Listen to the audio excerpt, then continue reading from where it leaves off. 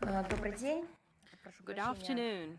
задержали сегодня начало брифинга, но хотелось Sorry for больше all подготовить this long материал. wait, but we wanted to Начинаем с prepare so many графика materials for министра today's иностранных дел briefing. Let's России start Сергея with the Лаврова. schedule of 30 the июня Russian под minister. председательством главы Российской June агентства 30th, стратегической Sergei ведомости состоится Lavrov очередное will заседание chair Главного the совета Business при министре Council иностранных under дел Российской the Федерации. Russian Оно будет Ministry of посвящено Foreign вопросам Affairs, and the торгово-экономического, session will инвестиционного focus on trade, сотрудничества с economic, and Африкой. investment Планируется cooperation обсудить with текущее состояние и Africa. перспективы реализации It is planned взаимовыгодных to discuss the российско-африканских current state and проектов. prospects for the Форум implementation of mutually на beneficial содействие Russia-Africa странам projects, with континента в emphasis укреплении их on экономического, the энергетического, assistance provided to технологического и African продовольственного countries in суверенитета, а strengthening также their обучении economic, energy, профессиональных кадров. technological, and food sovereignty, Особый as well акцент as in предполагается personnel сделать на training. качественной подготовке The session предстоящего в is октябре expected to в make a Москве particular третьего саммита emphasis Россия-Африка, on the quality включая preparations for the содержательное third Russia-Africa наполнение summit that is традиционно expected to take place in проходящего October на in полях Moscow, экономического including и the substantial гуманитарного форума. content for the Economic and Ожидается Humanitarian участие Forum that глав is профильных traditionally министерств и organized on ведомств, the sidelines объединений of the деловых summit. кругов и The session активных is to be на attended африканском by направлении the отечественных relevant компаний. ministries А and 1 agencies, июля министр business иностранных дел associations, and России Сергей Russian Лавров проведет enterprises встречу operating in с Africa. президентом On July Международного комитета 1st, Красного Креста Foreign Minister Лилианой Sergei Сполярич. Она будет Lavrov находиться в will Москве с meet the рабочим president визитом. of the На повестке International дня Committee of the широкий Red Cross, спектр Mariana вопросов Spolaric, гуманитарного and реагирования в различных регионах they will мира. И discuss a отдельное broad внимание range будет, of конечно, уделено issues практическим pertaining to аспектам humanitarian сотрудничества response in various России и parts of the Международного world, and they комитета will pay Красного special attention Креста to в practical контексте aspects украинского of кризиса, включая cooperation between Russia верификацию and данных ICRC in the преступлений киевского context of the режима. Ukrainian crisis, Программой including повестки Сполярич verification также of предусмотрены information on crimes встречи committed by the Kiev regime. с Madam представителями других Spolaric's органов program of the власти visit и also includes руководством meetings with Российского representatives of Красного other Креста. government authorities and Переходим к with актуальной representatives of международной the Russian Red Cross повестке. И хочу Society. начать я We'll с start with ситуации в the Венесуэле. Как вы знаете, вечером relevant 24 topics of the июня на севере international Венесуэлы agenda. произошло As you know, мощное землетрясение. Venezuela has recently Стихийное бедствие experienced затронуло, в a частности, strong столицу earthquake Каракас и which расположенный в 120 affected километрах от Caracas него крупный город and Valencia, which is a Валенсия. В large общей city сложности 120 зафиксированы kilometers away две from it. серии подземных Overall, two толчков series магнитудой of 7,2 и underground 7,5 баллов и целый earthquakes, ряд magnitude of повторных. 7.2, По данным 7.5 руководства Боливарианской республики, were речь идет о recorded. десятках We are talking погибших, about dozens сотнях of пострадавших, и в число может кратно возрасти. victims and hundreds Зарегистрировано of значительное разрушение жилых injured, зданий, а and также the number of объектов инфраструктуры. casualties По might имеющейся grow. информации, временно закрыт главный международный аэропорт The Каракаса international имени airport Симона Боливара. В столице is приостановлена closed. работа метрополитена, The железнодорожных линий, subway and наблюдаются перебои с railways are интернетом. not working, and there is disruptions in the work of the internet. The acting president, Delcy Rodriguez, has announced a state of emergency. Search and rescue operations are underway, and all the necessary emergency assistance is provided. This difficult time, Russia expresses its solidarity with the government and brotherly people of Venezuela, and we send our sincere words of condolences and moral support to everyone who lost their family and friends as a result of this natural disaster. According to the Russian embassy, no diplomat suffered from the earthquake. As for the Russian citizens, we are working on it to get all the relevant information. Our diplomats are working together with the Venezuelan authorities and emergency services of Venezuela, and you will find in the text version of the briefing the telephone numbers of the Russian embassy, as well as in the you will find more information in the accounts of the Russian embassy. Now, the situation in Ukraine, as you know, June 22nd marked 85 years since the start of the Great Patriotic War. Many events were organized by our foreign missions. We pay homage to all those who sacrificed their lives to save humanity from brown plague. Why am I starting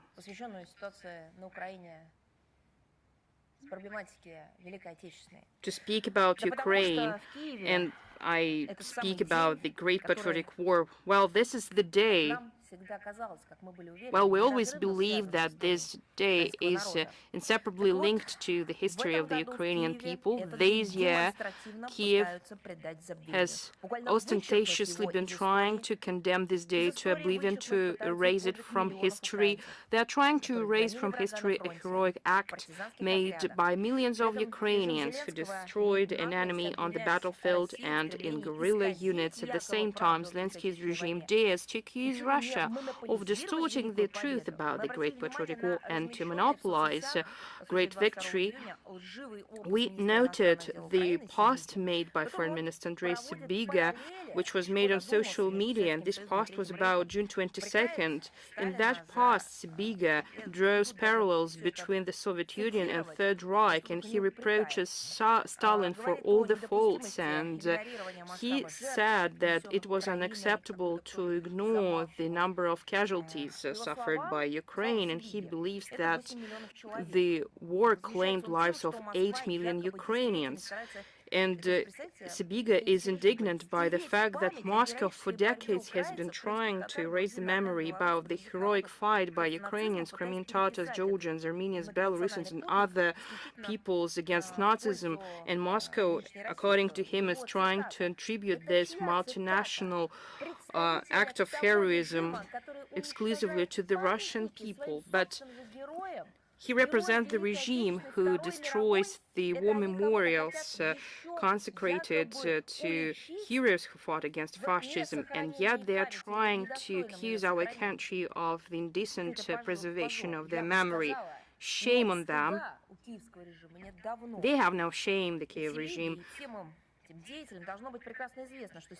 They are well aware of the fact that Ukraine doesn't cherish the memory about the heroes who fought against fascism, but yet they glorify collaborationists. They perpetuate and cherish their memory. Just look what they are doing in Ukraine, all over the country. They are desecrating mass graves of Red Army soldiers, of Soviet soldiers of Ukrainian origin, of various origin, who fought against fascism and Nazism. I do not know what to say what they are doing. They're exhumating their remains with excavators. They destroy monuments, or they take them down, or do everything to make them go dilapidated. They are falsifying the history of the Great Patriotic War, and that's what Andrei Sybiga doesn't talk about, trying to excuse himself and the entire Nazi regime. The modern Banderites, nurtured by the West and reveling in the permissiveness and impunity, continue to fight against Soviet war memorials, and they continue the cause of the ideological idols by glorifying collaborationists who betrayed their own people. In villages Kapachinsko, Ivano-Frankov region and Kislovka of the Kiev region, they have destroyed a bas-relief depicting a Soviet soldier and with an inscription, "The Great Patriotic War." In Skvir, Kiev region, they have dismantled a memorial plaque on the activities of the Great Polovetsky Skvir underground district committees of the Communist Party of Ukraine who fought against the Hitlerites. According to Ukrainian mass media, on June 21st in Botin village, Lutsk district, the so-called clergy of the schismatic, the so-called Orthodox Church of Ukraine, in the presence of local authorities and historians of the so-called Volyn National University, consecrated the so-called, I'm saying it again, the memorial sign where Pyotr Gudzavaty, one of the commanders of the UPA, was killed in January 1946, who showed resistance to the NKVD. Deputy chair of the Volyn Regional Council, Yuri Polishuk, stated that there was some kind of inseparable link between the UPA fighters and modern Ukrainian soldiers by stressing the need to perpetuate them at the state level, which once again demonstrates the Nazi essence of the Ukrainian authority. There is a link between the collaborationists of the World War II and the current Kiev regime. It goes beyond doubt. The Kiev Nazi regime continues to commit acts of terrorism against Russian civilians and civil infrastructure. Over the past week, 294 civilians suffered at the hands of the armed forces of Ukraine, with 44 people killed, including one child, and 250 people injured, including 20 children. Belgorod region, 3 persons killed and 29 persons injured. Bryansk region, 2 persons killed, 4 persons injured, including 2 sisters at the age of 10 and 11. An 11-year-old boy. All of them suffered from UAV attacks. A civilian car was attacked today. A driver was killed. He was 23 years old. A young woman was killed. She was 15 years old. The Voronezh region was attacked with Storm Shadow and Scalp. On June 22nd, the attack has killed 5 persons, 68 persons were injured. In the DPR, 5 persons were killed, at least 51 persons were injured. On June 22nd, the drone attacked the passenger bus in Gorlovka. 18 persons were injured. There are children among victims, 2 boys born in 2014 and 2019, as well as a teen born in 2008. June 24th, the result of the Ukrainian attack in Gorlovka, 3 persons were killed. Zaporozhye region, 5 persons were killed, 8 were injured, including 2-year-old and 5-year-old girls. Kursk region, 2 persons were killed, and at least 5 persons were injured as a result of the attacks. In the LPR, 2 persons killed and 2 persons injured. Zakharova region, on June 24th, overnight, 2 persons injured and 2 persons killed. Crimea, June 21st, the attack on the Kerch Peninsula on the ferry line also, 4 persons killed and 28 persons injured. Kherson region, 5 persons killed, 30 persons injured, including a child born in 2020.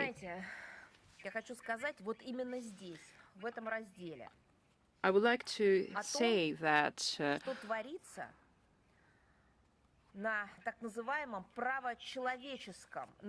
would like to add more information about human rights track that is quite important for the West. On June 10th, Brussels hosted the 11th EU-Ukraine human rights dialogue. You won't believe that it was organized.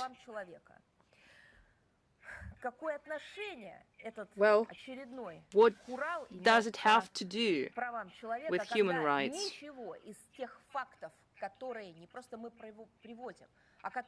Because none of the facts that we are providing every briefing, I'm talking about the figures and names of victims and about how Ukrainian Kiev regime is killing civilians. Nothing was mentioned at that dialogue.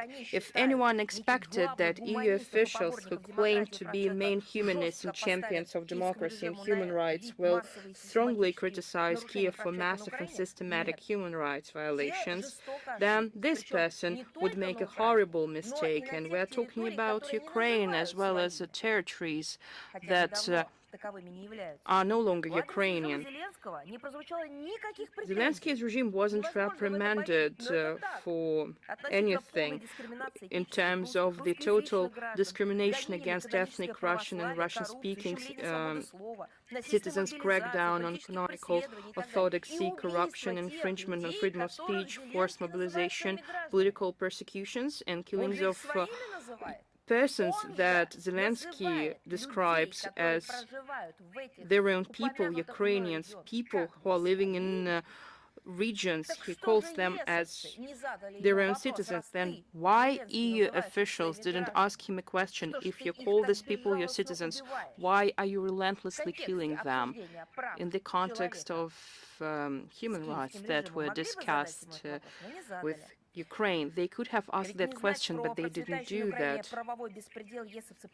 EU must have known about rampant lawlessness in Ukraine. A number of international human rights monitoring mechanisms, including the UN Human Rights Monitoring Mission in Ukraine, United Nations Human Rights Treaty Body, special procedures of the United Nations Human Rights Council, which can be hardly qualified as pro-Russian, but yet they have moderately and repeatedly indicated that there are serious violations by the Kiev regime of its international commitments to protect human rights of national and linguistic minorities, as well as religious ones. However, Brussels chose to turn a blind eye to, and he has transformed the dialogue on human rights into the platform where Russophobic statements are made and approaches are coordinated to promote the anti-Russian line. But it's no surprise to us. Brussels is discussing human rights with Ukraine, but yet it doesn't see any human rights violations. But at the same time, it provides more money and weapons to the Kiev regime, which is used against civilians of various origin, religion, and age. They don't see any link between these two situations. These human rights have nothing to do with the reality, probably human rights created by artificial intelligence, but yet they prefer to ignore the human rights of a real person who work, study, go to school. Participants of this gathering should feel equal. Who is teacher, who is a student? It's rather a rhetorical question, but the EU is pursuing a policy to suppress any form of dissent. It tightens control over digital information field, public political discourse, as well as the will of citizens. They have various know-hows, electoral and political technologies to the point of the annulment of election results if wrong candidates win. All of these methods were tested out and they are actively exported to all the countries that are in the area of EU's interests. In this context, the praise for Vladimir Zelensky for his efforts to align Ukrainian electoral standards with EU standards and making commitments together with Brussels to ensure the highest level of respect, protection and fulfillment of human rights sound as a mockery of the relevant international platforms. EU and Ukraine use all these methods to promote their inferior anti-Russian approaches by insulting millions of Russian-speaking Ukrainians who are not allowed to speak Russian or to use Russian as the language of instruction. They insult thousands of political prisoners who are locked in Ukrainian prisons only for refusing to hate Russians, and they insult parishioners of the canonical Ukrainian Orthodox Church who are being expelled by force. Well, they haven't seen all of that. Yesterday, on June 24th, the accomplices of the Kiev junta have taken over the church of the Reverend Alexander Nevsky. The clergy and parishioners were injured as the result of the attack. It's yet another gross act of arbitrariness against the canonical Ukrainian Orthodox Church. Well, today is June 25th. Probably Brussels has spoken about it, something. Well, they have said nothing. To contain Russia, Brussels is ready to turn a blind eye to the revival of Nazism, manifestations of extreme forms of racism, Russophobia obviously being one of them in EU and its neighboring countries. But they do not notice that. They even encourage those who are responsible for discrimination against Russian nationals and Russian-speaking compatriots. EU qualifies all of that as the so-called European values. But I think that the enlightened European public needs to reflect on the following. The lessons learned from the history of numerous European countries demonstrate that those who allowed the rights of certain populations living nearby to be violated will ultimately end up marginalized. Nothing also was said about the Kiev regime killing civilians, even children. No, Brussels preferred to turn a blind eye to these at this human rights gathering. But for all those crimes, the Kiev regime will bear and is already bearing responsibility. The Russian law enforcement agency keep connecting data to bring to justice the Kiev regime, militant commanders for the crimes they have committed. Russia's investigative committee has established the involvement of the commandment of the Ukrainian armed forces and manned systems forces, Robert Brovdy, so-called Madya, and the head of the main intelligence directorate of Ukraine, Oleg Ivashenko, in the terrorist attack on the 17th of June on a passenger bus in the Bryansk region carrying children's football team from the Gomel region.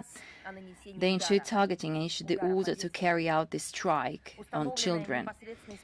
The direct perpetrators have been identified: servicemen of the Unmanned Systems Unit Chimera of the 105th Border Detachment of the State Border Service of Ukraine, Dmitry Tkachenko, a serviceman of the Rapid Response Border Commandant Office Shkval on the 7th Border Detachment, Igor Zhukov, a serviceman of the 73rd Maritime Special Operations Center, Vladislav Naum.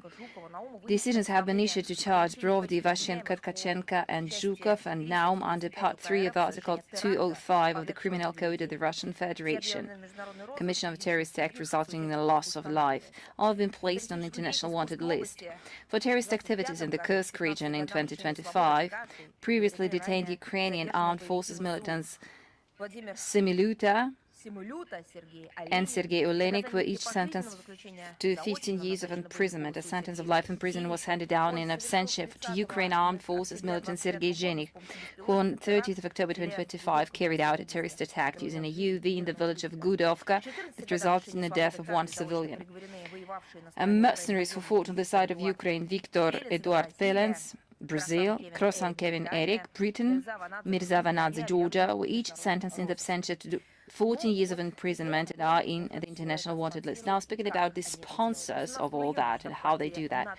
On the 18th of June this year, NATO headquarters in Brussels, only a week after Brussels, we were discussing human rights in Ukraine. Only a week later, on the 18th of June, the very same Brussels, under the co-chairmanship of Britain and Germany, the 35th meeting of the so-called contact group on defense assistance to Ukraine took place. The Ramstein format. Pentagon chief Pete Hegseth did not ask about the destination of the weaponry they allocate to Ukraine, whether it is going occasionally to kill civilians. No, once again, he declined to participate, although it took place almost back-to-back with the NATO defense ministers meeting at which the US defense secretary was present and even delivered a speech. US, Germany, France, Italy, Great Britain and other representatives who on a daily basis keep saying that their main objective refers to liberation and human rights. Why wouldn't they at least once employ and implement all those narratives in practice?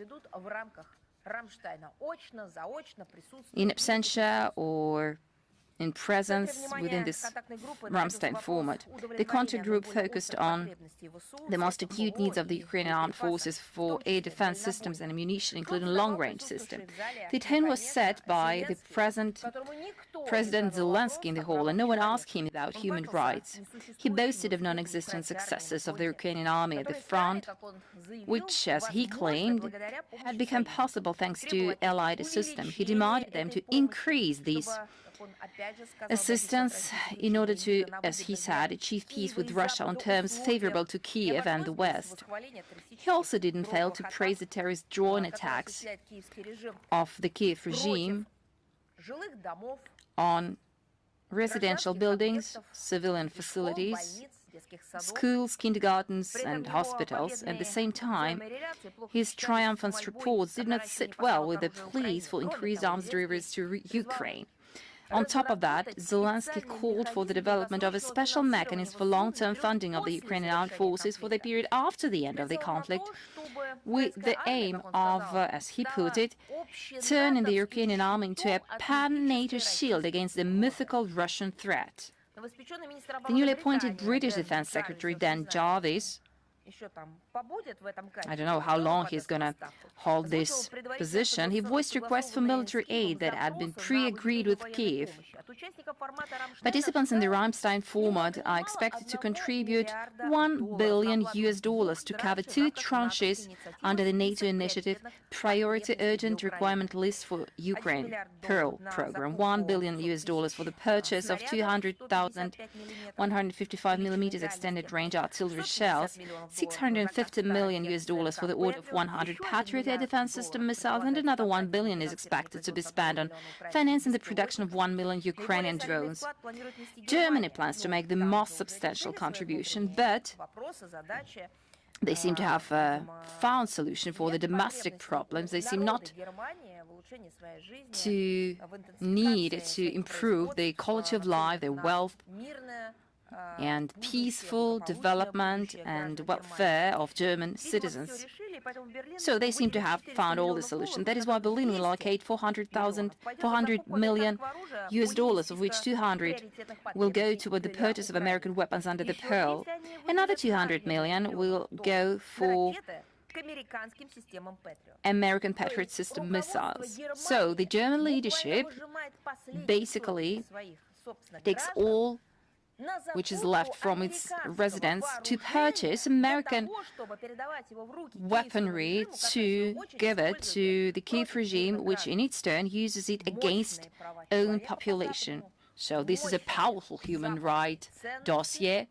This is mighty European values and European solidarity. This is a hideous interpretation of the term of democracy. In addition, Germany intends to transfer several hundred A2EM missiles from Bundeswehr stocks to Ukraine. The government of Friedrich Merz hopes that the other participants of the Ramstein format will follow Germany's example. So far, only a few have responded to this call. Britain promised to produce around 150,000 drones by the end of this year and to deliver more than 350 air defense missiles and radars using funds obtained from, as they put it, frozen, but we would call it seized Russian assets. A sum of £752 million is mentioned. The Netherlands has undertaken to finance the procurement of drones and a defense system to the tune of €500 million, including €250 million under the Pearl.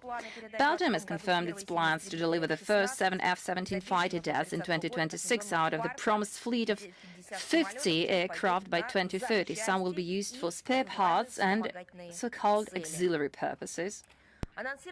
The announced sums of so-called donations for the continuation of bloody aggression against civilians serves as yet another compelling piece of evidence that today Europe, the West, has become the main obstacle to peace.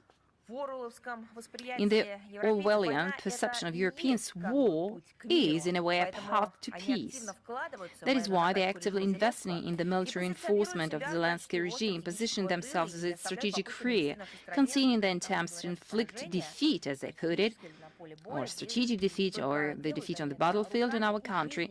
But to achieve that, they use civilian lives. Kiev, meanwhile, spreading fables about its imminent victory and seeking to make its allies believe in it, is pursuing a single goal: to provoke us into escalating the conflict, to secure new tranches of Western military and financial aid, which will inevitably be torn apart by those piranha from bank of a street, will be pushed in Western pockets, and ultimately to push NATO and EU countries into a direct military clash with Russia. And you know, the Bandera regime truly demonstrates creativity in a certain sense.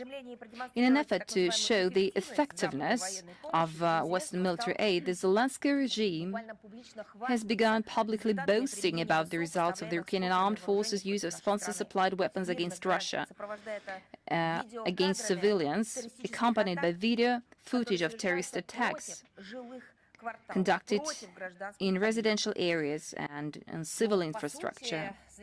De facto,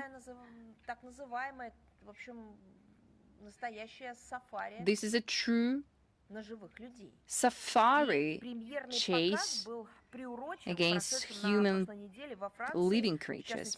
A premiere screening was timed to coincide with the G7 summit and the Eurostheater International Arms Exhibition held in France last week.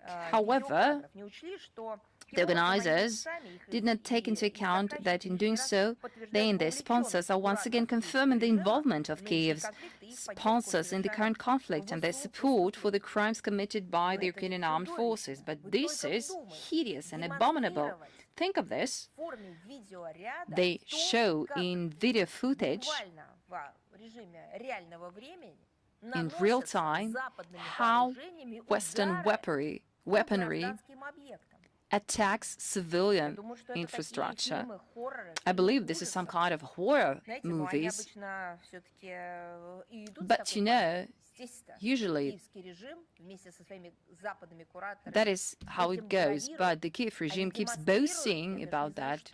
I do not even know how to call it. They tend to show their audacity in a way, failing to understand that basically they only confirm their inhumane narrative and inhumane policy. By the way, these creators from the Bank of a Street were also noticed in other shows. A video emerged in online about a father who found out that the final battle engaging his son was put online in real time for money. This is some kind of entertainment, and this has become a daily routine. The father of the commander was victim of lies, claiming his son had lost his memory and had been captured, but also demanded money to include him in the exchange list.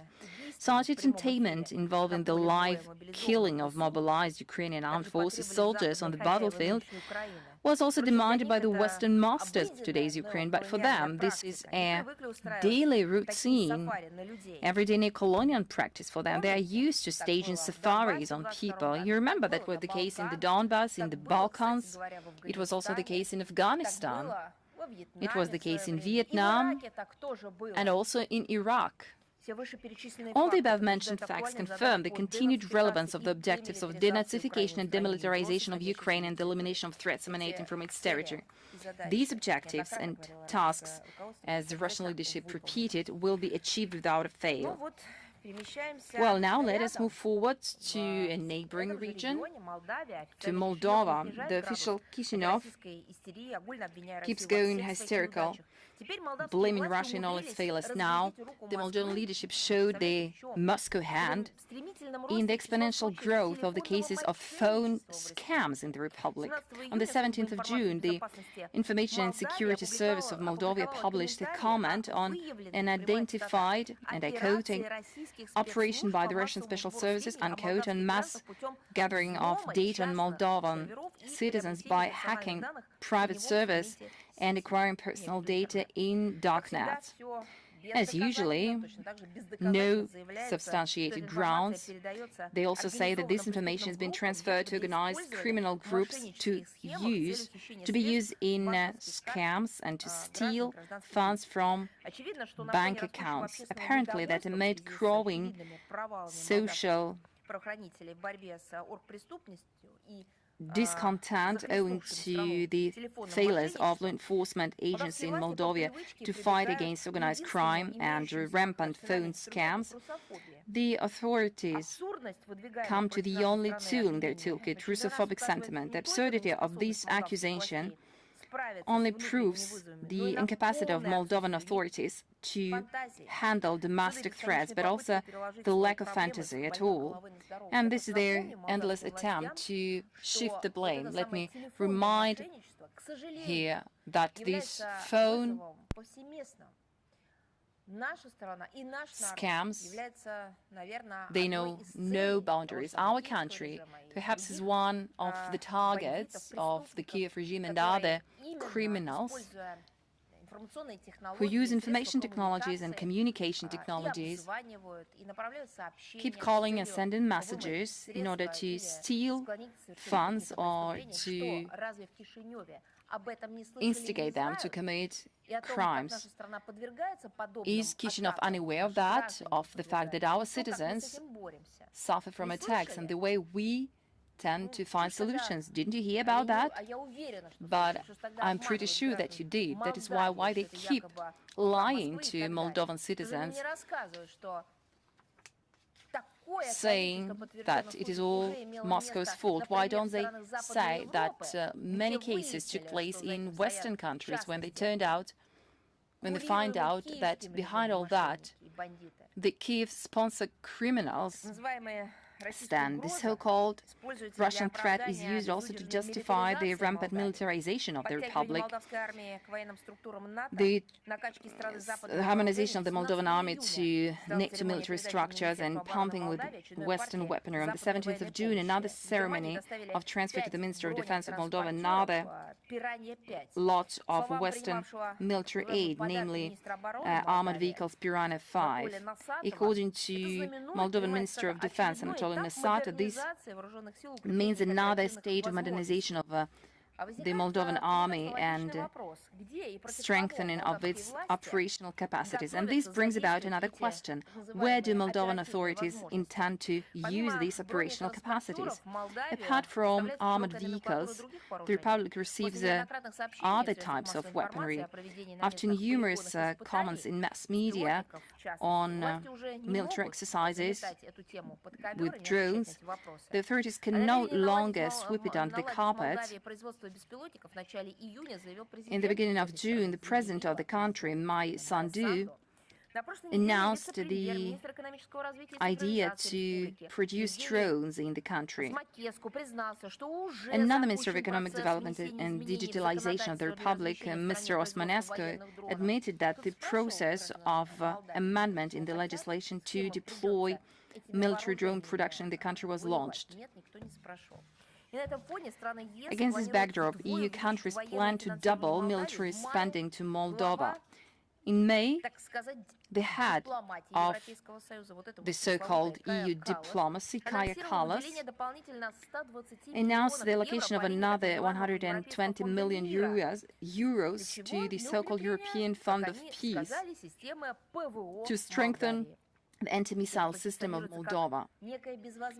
All this is given as grant aid, but we know that this free cheese received from the West has never been for free. And at the end of the day, Moldovan citizens will have to pay for that, not with money, but very often with their lives, as it is the case in Ukraine. Recently, the Moldovan Minister of Defense initiated the organization of compulsory military training for men who previously didn't serve in the army. This introduction will cover all male citizens aged between 27 and 55. 6-week compulsory training course will be organized for them to acquire the necessary military skills, and the document has already been handed over to the parliaments, and the voice of the citizens is not heard at all. Despite the neutrality enshrined in the Constitution of Moldova, the leadership keeps dragging the country into the militarist ventures, transforming to another anti-Russian platform. They are ready to do anything for the sake of joining the so-called European family. But I think that we are all aware of these so-called European values, and the alien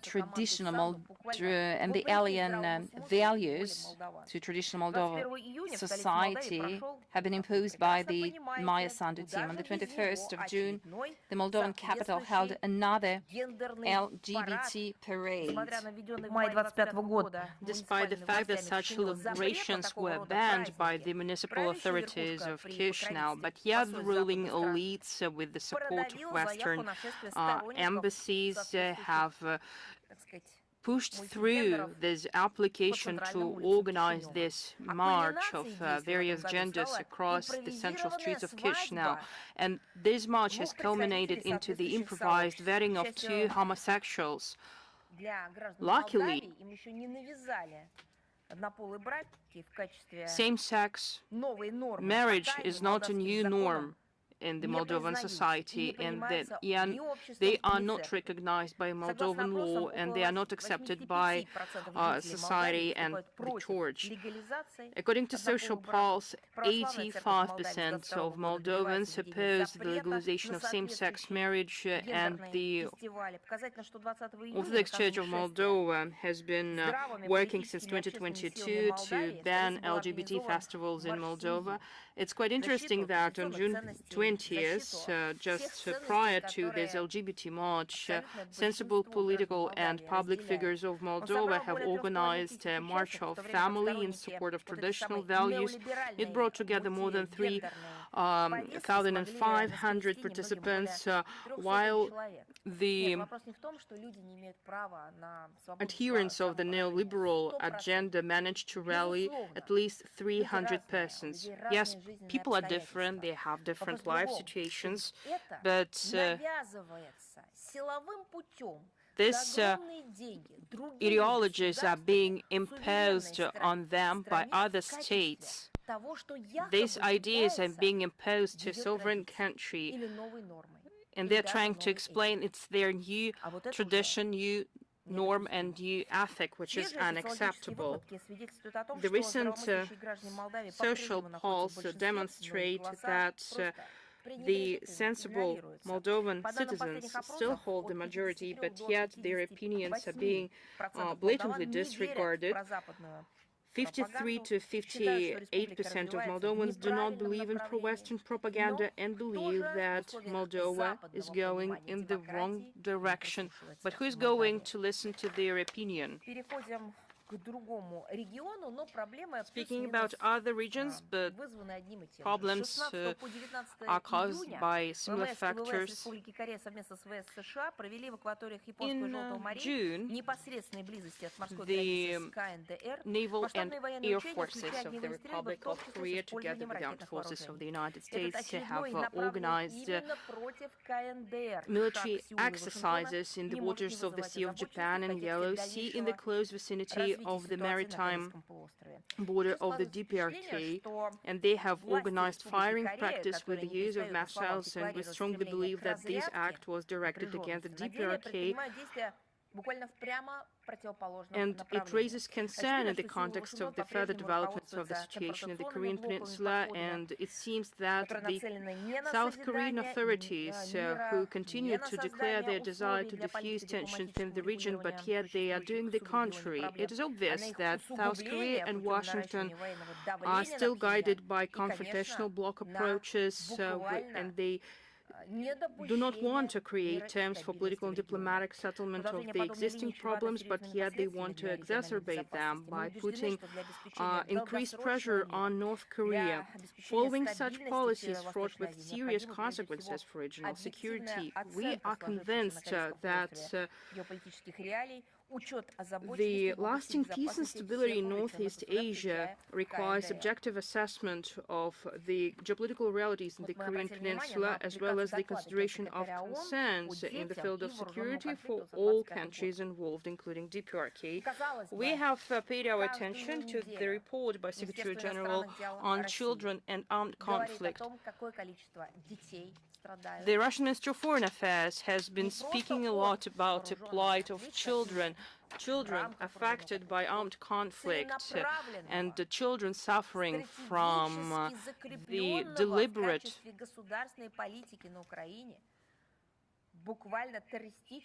terrorist, large-scale arbitrary action of the Office of the President. Their actions are being reflected in the strategic documents of Ukraine. We have been always providing information about the victims, their age, their names, names of their family members. We are talking about the wounds that they suffer every time, what assistance they received, and how those who provide assistance to them are being attacked.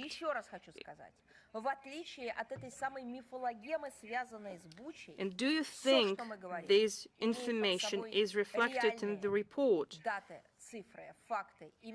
The real information with the geographical location, names, and ages. Do you think any of that was reflected in the report like they did with the incident in Bucha?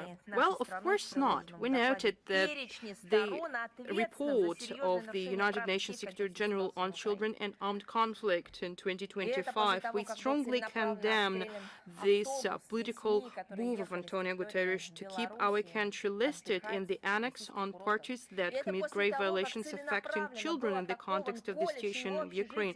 After the college and dormitory was attacked in Starobelsk, after the passenger bus was attacked, after everything that happened over the years, Alley of Angels in Donetsk, a generation of children affected by Lepestok mines. And after all that, Antonio Guterres wasn't brave, intelligent, reasonable, conscious, I know what even to say, humane, to write anything, to write something about it, but yet he continues to accuse Russia. We believe that it's a politically motivated step that is not evidence-based, and we regret that UN Secretariat continues to use unverified information that they receive from biased sources, and it ignores Russian assessments and materials that we have been providing all this time. We are confused by the fact that the armed forces of Ukraine are not listed in the annex. The crimes committed against children, crimes committed by the representatives of the Kiev regime, including attacks on civil infrastructure, educational facilities, residential quarters, are not reflected in the report in the appropriate and impartial way. The special representative of Secretary General on Children and Armed Conflict, Vanessa Frazier, could have seen all of that for herself when she visited Russia. So we have a question for Mr. Guterres. I think that your colleague, the special representative, has provided all the materials after her visit to Russia. I would like to stress that the Russian Federation strongly adheres to the norms of international humanitarian law and ensures protection of civilians, including in the area where the special military operation is conducted.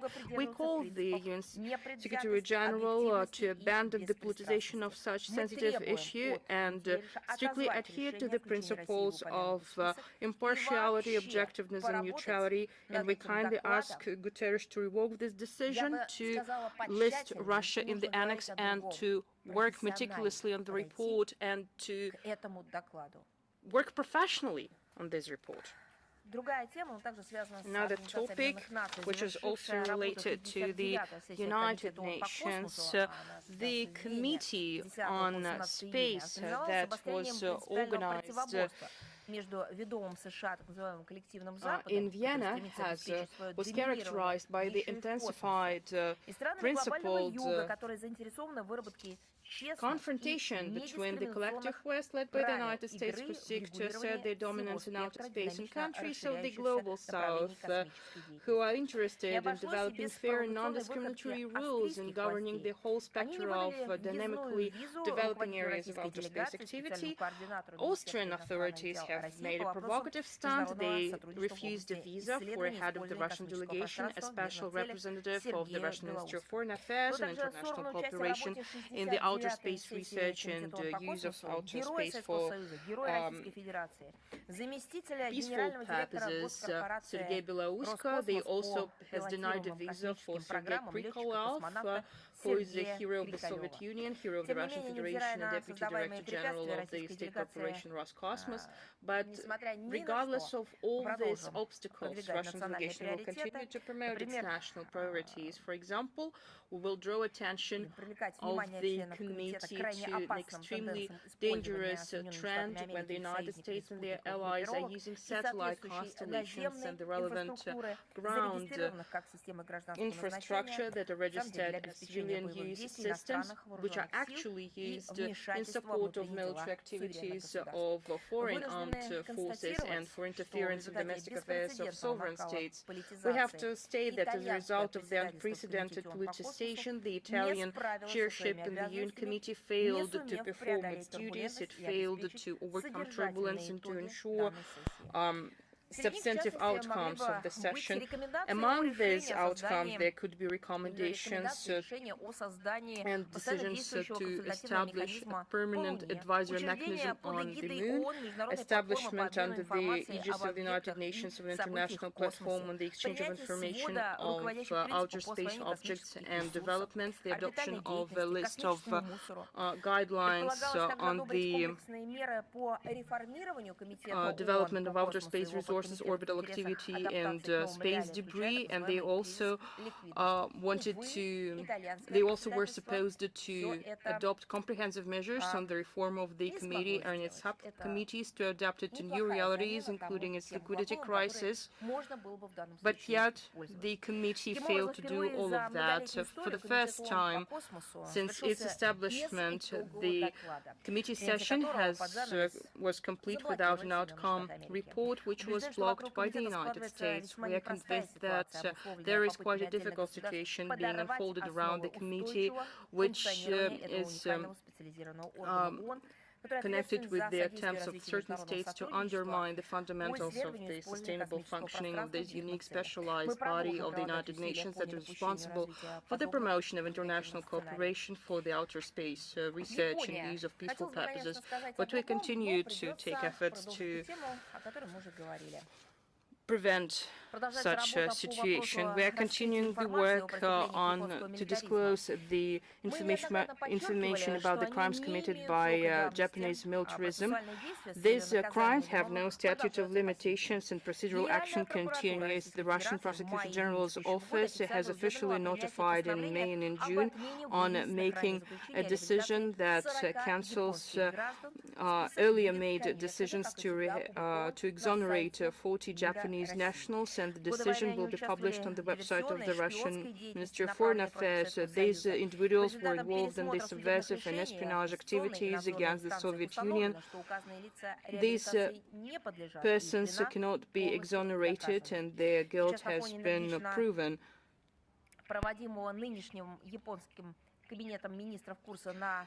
Given the course of Japan for remilitarization and revision of its pacifist provisions of its constitution, Japan makes statements that during the Great Patriotic War, Japan has performed its duties in good faith under the USSR-Japan Treaty on Mutual Neutrality that was signed in Moscow on April 13, 1941.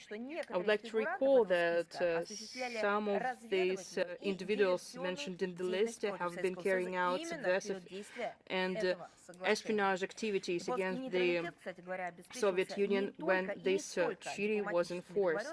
The neutrality was ensured not only through diplomatic agreements, but with a strong military group that the Soviet Union had to deploy in the Far East throughout the entire period of the Great Patriotic War.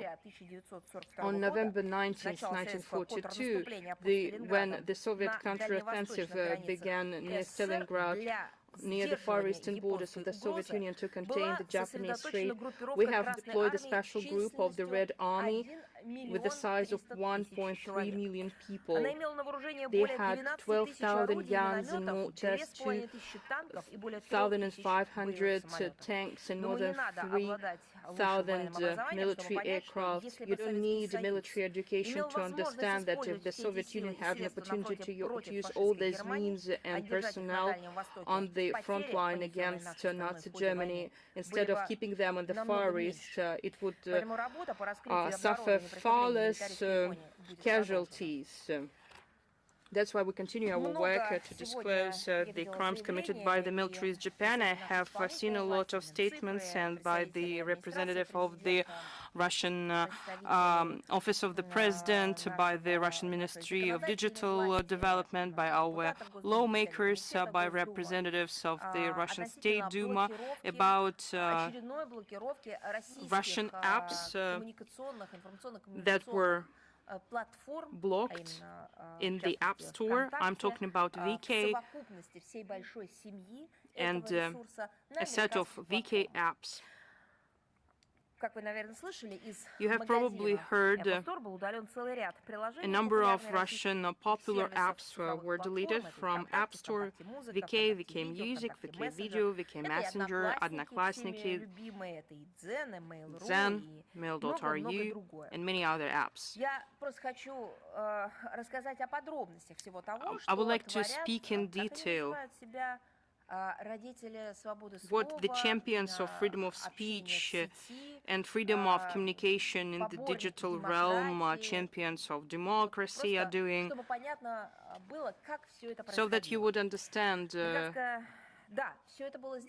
what they've done. It's important that all these apps were blocked without a warning. We haven't received any inquiries, any letters from them. American corporation Apple have infringed on the rights of dozens of millions of Russian users who are using these applications every day. In 2025, the monthly audience of Kontakte has exceeded 90 million users, and in Odnoklassniki, the audience has exceeded more than 35 million users. And we're talking about Russian users as well as users coming from various parts of the world, various countries, various nationalities who speak different languages. And they have validated that one single platform. This is the platform Kontakte that has never encouraged and has never justified those who try to say that there is no place in Wiki based on their nationality, religion, etc. Everyone who used VK were representatives of different generations, nationalities. They have different views and positions, but yet they had an opportunity to have a respectful dialogue. Apart from American platforms where, with their rampant xenophobia, Nazism and neo-Nazism. We're talking about irreplaceable services of communication that are essential for our users. We're not talking about access to information. We're talking about people who are losing their sources of making money, but champions of democracy and human rights are not interested in that, because all of these principles and values are on paper, are in reports. They're just doing that for their inclusivity, as they say. But in real life, in order to implement at least 1 inch of all those statements, they need to do something, but they claim to not have heard about it. I believe that we can forget about any reflections about freedom, which are so pathetically discussed by executives of the American IT corporations from their perspective. But when next time you hear these corporation CEOs keep saying about them being champions of the freedom of speech, diversity, that they love pushing forward, immediately tell them and ask them, what about those thousands of millions of people who you try to deprive of the service of the platform of non-discriminatory communication tool, not about something which would push irrespect. No, we are talking about the platform which is a platform of mutual respect. That is what we kept stressing. Yes, this is yet another act of politicized censorship. But let me recall that in March, Russian users have already been deprived of the opportunity to pay through the App Store. Further on, the National Messenger Max were deleted from the store. So this is not about real claims. No real problem exists. This is a true cleansing of information and communication space. What about Apple? What explanation does it give to such repercussions? Well, sanctions again. This sounds ridiculous. Are you really talking about those sanctions, illegitimate, unilateral, those which have not been recognized by the international law? But here, a small, delicate issue. VK company and its services have never been under sanctions and have never been included into sanctions lists. So even this explanation, which cannot be validated, even it doesn't work here. This is an act of dedicated digital cleansing from unfavorable and apparently too sovereign competitors. This means that this platform has truly become extremely popular and successful. This is yet another proof that in today's world of neoliberal stances, new rules are being concocted down the road, and censorship takes various faces and knows no borders. It is masked under the pretext of the fight against disinformation. It is shielded by the laws of various jurisdictions. They refer to some rules of sanctions implementation. And this brings another question. What about other corporations that operate in our country? Do you really abide by the Russian law? Have you opened your mission here in order to find solution in the mutual respect environment underpinned by the Russian legislation? No, the answer is the contrary. So don't you even dare referring to these rules. If one day you hear American corporations being able to give explanations to their illegal acts referring to some laws or articles, remember, this is all hypocrisy. Since last year, basically since the first months of the current U.S. administration, we heard at the highest level, first of all, toward the EU, reprimands in discrimination. They claim that Europeans offend American digital companies. They open criminal investigations against its owners. They didn't like that. The U.S. kept labeling European countries as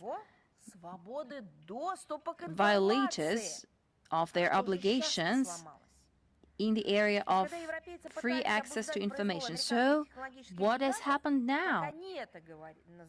So at that time, when Europeans tried to manage the arbitrariness of American technological giants, Europe immediately became the area of democratic freedom violations from the American perspective. But now, the platform per se, which just recently blamed the EU for infringing on its freedoms, uses the very same tools that was applied to it in the Russian territory. The American private corporation decided which services are to be used in one country and which companies have the right to be on your device and which do not have this right. This is not up to the users to decide on that. This is the corporation itself takes these decisions and undertakes the appropriate moves. But here is my question. Who gave them this right? This is not a purely commercial story. This is about welfare and prosperity of millions of people. On top of that, it has to do with the administration, with the government structure of the United States, because the US considers the part and parcel of its governance the free access to information. But today they decided this way. Tomorrow they might decide differently. They might decide to disconnect anything. There are no international law, no rules for them. There are no guarantees. What does this mean? This is another manifestation of neocolonial policy. But you see, its digital dimension. This is something that will happen to those who are going to buy American products. I'm talking about digital products here, with AI embedded, and implement them into their logistic chains, into the economy. At a certain point in time, those who will choose American products, AI products, will face the very same situation. Either they will be disconnected and consequently the whole clusters, economic sectors will be blocked, or they will face demands or requirements which are at odds with its national legislation. I believe that all countries of the global majority should bear in mind this example. Under the pretext of political situation or corporate responsibility, users are being segregated on the national line. People are deprived of access to vital services for the only reason that they are of these origins, of these nationalities. Because, for instance, they use platforms produced in this or that country. This represents no legitimate claims. The only thing here is segregation. These actions dispel the myth of the political neutrality of global digital giants. Their commitment to the integrated development of democratic principles. This is about dictatorship, as it is. Today, no one should have an illusion that most of Western IT infrastructure is used as a tool of pressure, censorship, and advancement of a certain political agenda. But the only achievement they will get from that is that millions of users will stop using their products. They will move to more open, to more democratic and legitimate platforms. I have no doubt that VK and other online services of domestic production will find an opportunity to be visible, to be uploaded on its users' devices, which is numerous. I have no doubt here. But the question is that de facto American corporations are hitting themselves. I just remember how it happened with the US dollars. The US and its structures started to close the opportunity to use dollar as a payment instrument, as well as to use dollar in payment systems. But then they were surprised and even indignant that countries and corporations start using national currencies in their payments and transactions, saying that it's a discrimination against dollar. It's a blow dealt to dollar, but the United States itself banned the use of dollar. Aren't they afraid that the same will happen to American platforms? And we would like to hear that they will face discrimination against their platforms. I hope that they are looking closely and will make all the relevant conclusions. I think that users will start using these platforms, and no one will use these narrow platforms like Epstein Islands.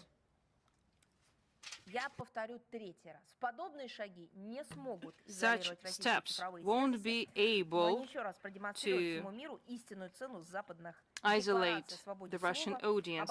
They are just forgetting their declaration on the freedom of speech, freedom of the internet, and human rights. The Western countries themselves and technological corporations consistently destroy the principles,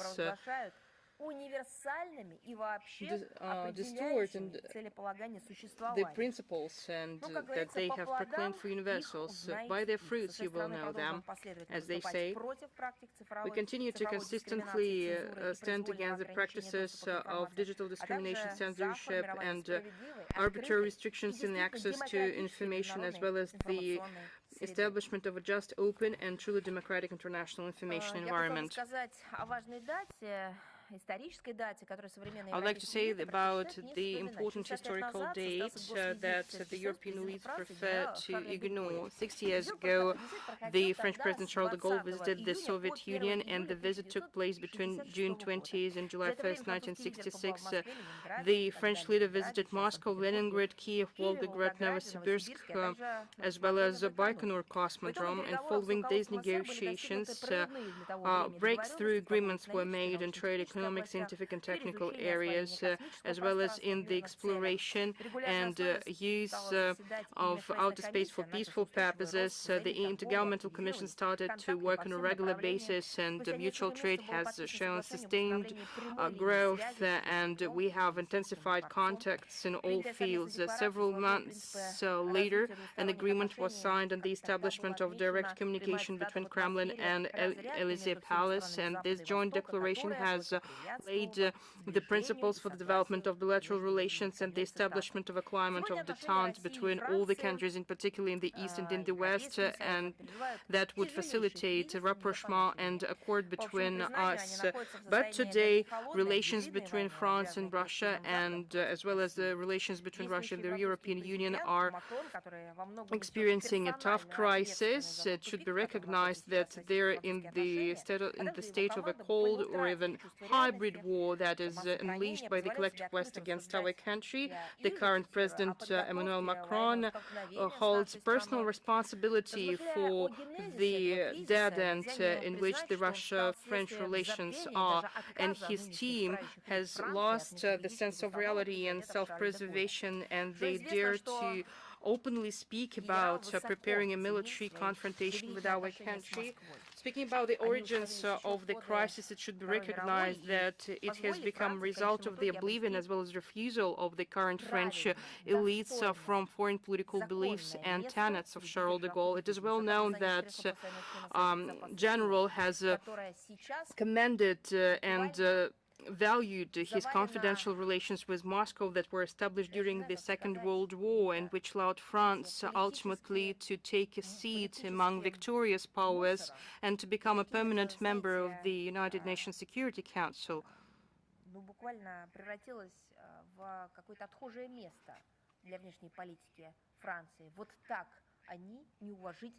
France shows total disregard for its role as a permanent member of the United Nations Security Council.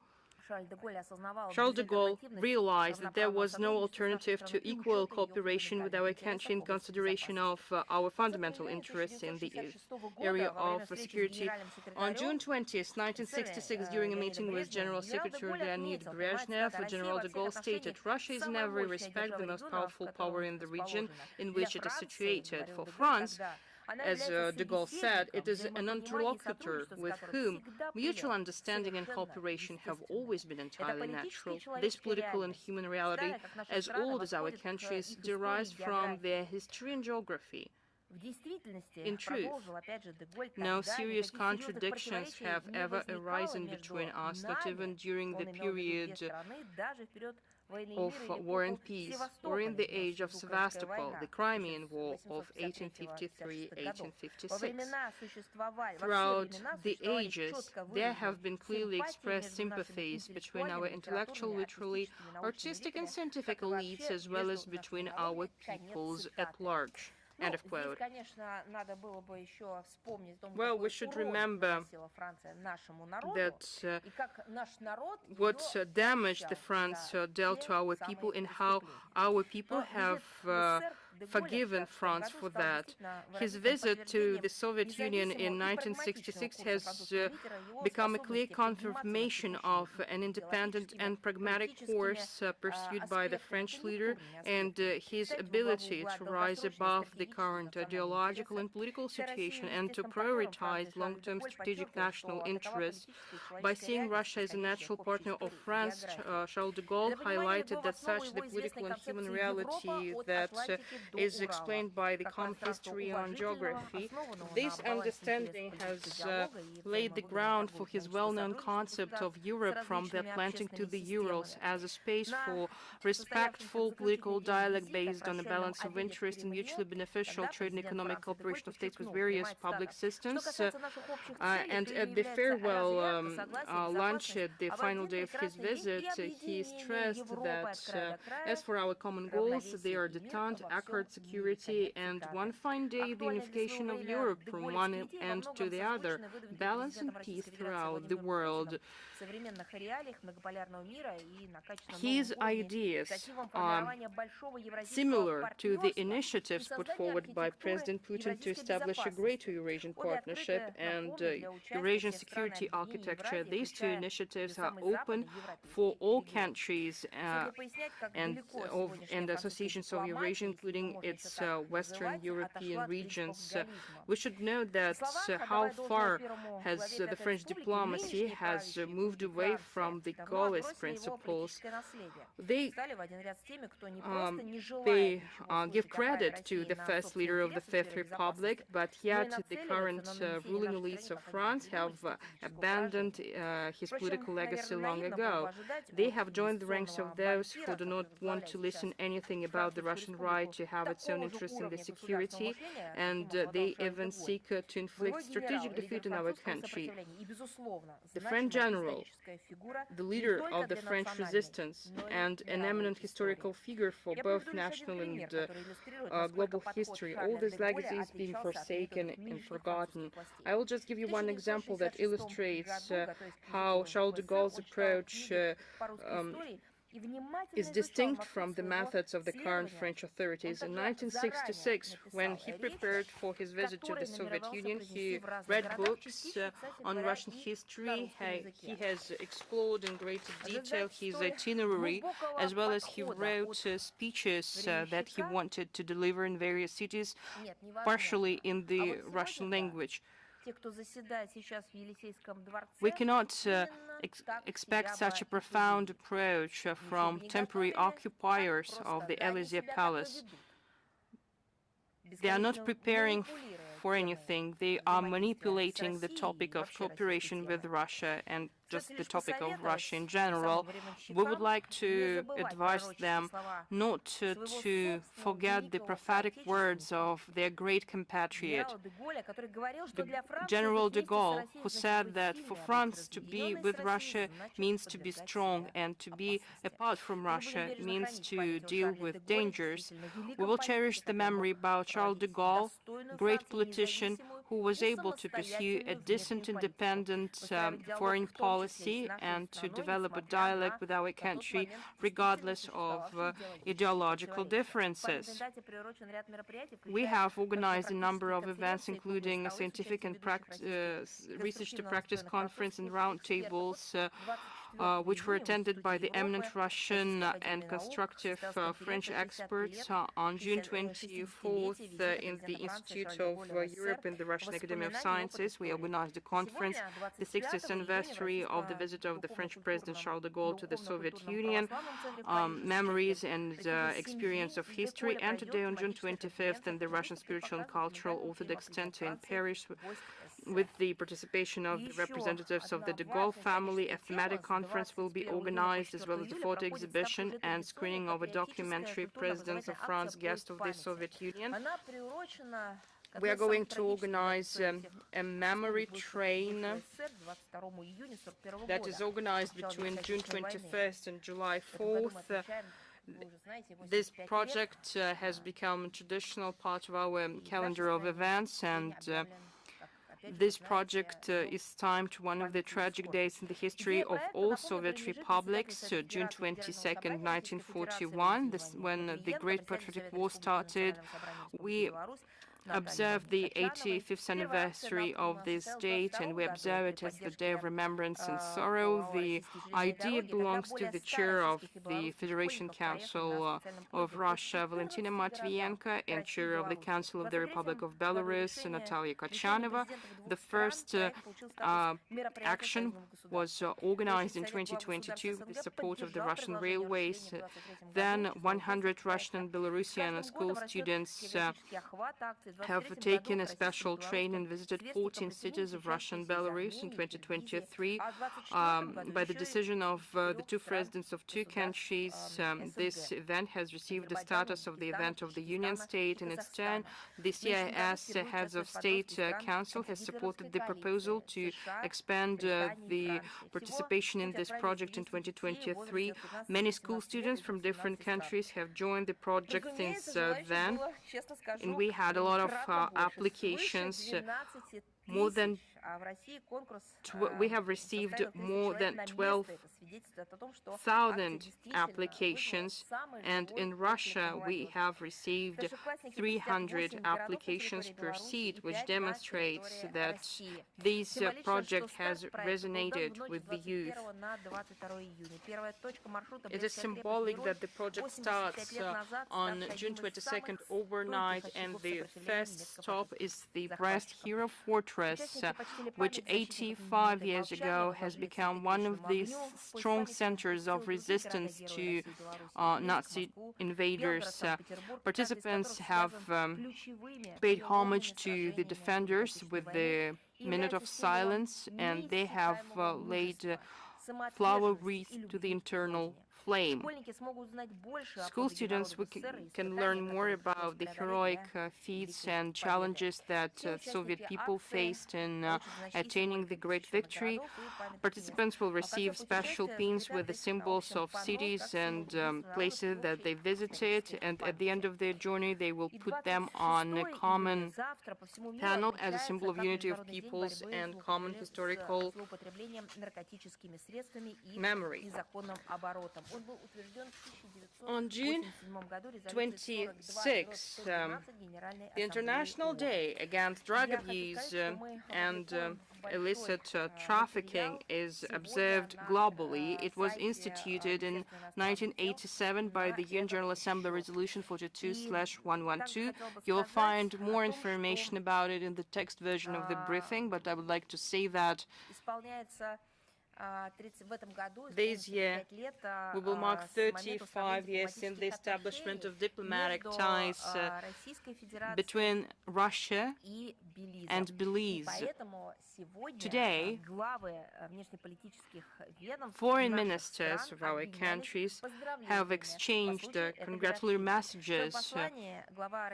In his message, Sergei Lavrov pointed out that over the years, Russia and Belize managed to lay the solid legal foundation for the comprehensive development of bilateral cooperation, and he has expressed confidence in the need to fully unlock its potential at international venues as part of common efforts to shape a truly multipolar world. In his turn, the Belizean counterpart has reaffirmed the commitment to strengthen Russia-Belize ties in areas of mutual interest to the benefit of both nations, noting that our bilateral cooperation has a positive influence on the development of the entire Caribbean region.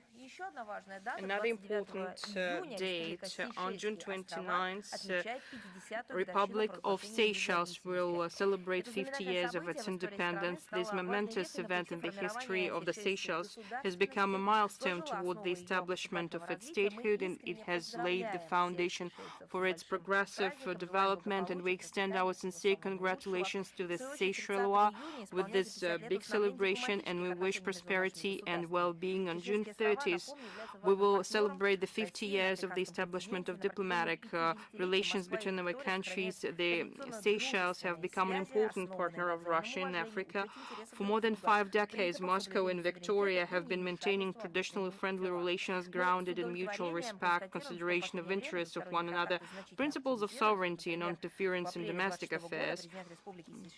In April 2026, President of the Seychelles, Patrick Hermini, visited Moscow, and on April 22nd, he had talks with the Russian President Vladimir Putin. We're also taking efforts to intensify bilateral cooperation in various fields and to create new joint projects. Russia and the Seychelles are committed to increase constructive political dialogue, interparliamentary and interagency exchanges, enhance cooperation in trade, economic, financial, investment, energy, transport, agriculture, and tourism, as well as in education, healthcare, culture, and sports. The two states are united in their commitment to create multiple world order. They respect fundamental, universally recognized principles and norms of international law, and they recognize the central role of the United Nations in world affairs. We have established substantial legal framework, in particular, the Intergovernmental Agreement on the waiver of visa requirements for short-term visits has been effective since 2015, and in April we signed an interagency memorandum of cooperation in culture. Russia provides humanitarian assistance to the Seychelles. In April, Victoria received the Russian humanitarian aid, and also that's quite a popular tourist destination among Russians. Another important information: from June 30th to July 2nd, 2026, Saransk, Republic of Mordovia, will host the 3rd International Conference, the Global treasury of mother tongues to protect and to cherish context, policy, and the practice of the preservation of indigenous languages. It is organized by the Russian Ministry of Foreign Affairs, the Federal Agency for Ethnic Affairs of Russia, the Russian Committee of the Intergovernmental UNESCO Program Information for Everyone. This conference is organized as part of the International Decade of Indigenous Languages, and the organization of this conference will help Russia to make significant contribution to the organization of the decade and to implement UNESCO's program Information for Everyone. This is the only intergovernmental interdisciplinary program, and one of its priorities is the preservation of languages and development of linguistic diversity in the cyberspace. The conference will bring together more than 150 eminent Russian and foreign specialists in linguistic policy, in education, culture, communication and information, representatives of intergovernmental international organizations, authorities, and civil society institutions and private sector from 30 countries. Among the guests of honor is the leadership of the Federal Agency for Ethnic Affairs, representatives of the Presidential Executive Office, head of the Republic of Mordovia Artem Zdunov, chair of the 43rd session of the UNESCO General Conference, Khan Kir Mohammed Talha of Bangladesh, and representatives of the Diplomatic Corps. The conference will provide a good platform for discussions of the most relevant issues for the support of multilingualism, including with the use of advanced technologies and AI systems. It will ensure opportunities to exchange advanced experience in the preservation and development of indigenous languages and further strengthening of international cooperation in the field. Among the key topics are languages in digital field, the current situation and prospects for future, linguistic communities and linguistic activists, the use of indigenous languages in education. This event will allow to present an international community experience of Russia as one of the multi-ethnic and multilinguistic countries of the world, which prioritizes the support for languages and cultures of its peoples and preservation of the Russian language as a language of inter-ethnic communication. This topic is particularly relevant in the context of the Year of Unity of Peoples of the Russian Federation. The solemn opening ceremony will be held on July 1st in the State Russian Drama Theater. We invite media representatives to visit the event. You will find all the details on the program accreditation and other details in the text version of the briefing.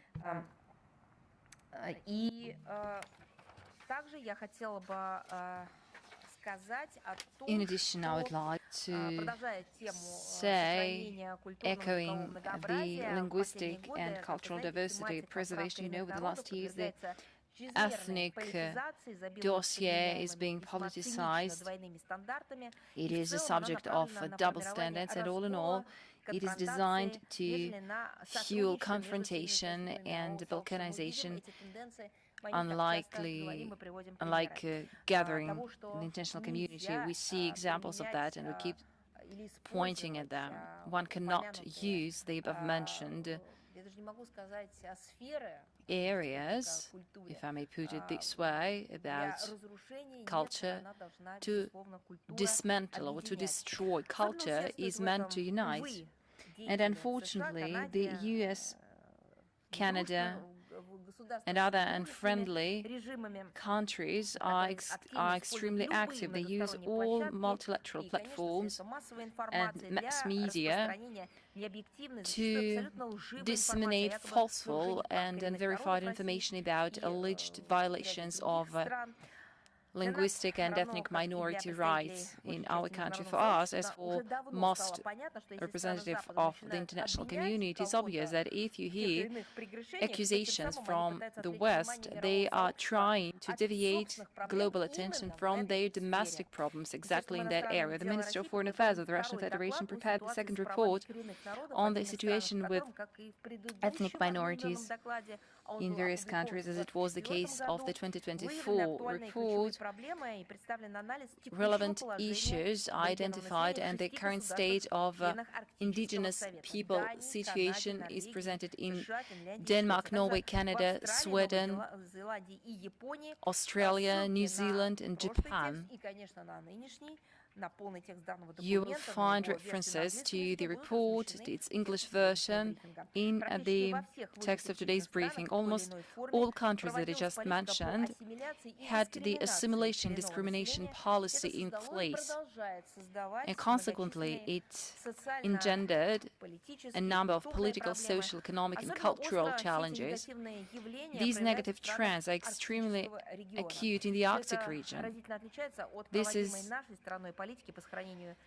different from what we carry out in our country, from the policies that we conduct in our country. By the presidential decree of the 2026 year,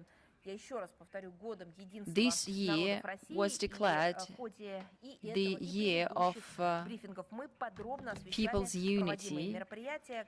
We covered all the activities designed to strengthen inter-ethnic respect, unity, and diversity in our briefings, as well as recognition and support of various peoples residing in our territory. Washington and the West, who joined it, should perhaps apprehend or maybe recognize that in this area the mentorship that they use in regard to our country is out of place. On the contrary, that should learn from our experience how to find solutions to challenges that they create, and as well as to preserve culture and languages of the peoples that live in the territory of a country. At least our country does not have those shameful pages in the history as camps for children, as it was the case in Canada. This machine of so-called culturization and civilizationing hosted thousands of people. Over 6,000 simply died of sexual harassment and hunger, anti-sanitary conditions. The survivors had their lives traumatized. You will find references to that in the text of today's briefing, though we already talked about it. The survivors told stories about those who were burned in counts, those who had to bury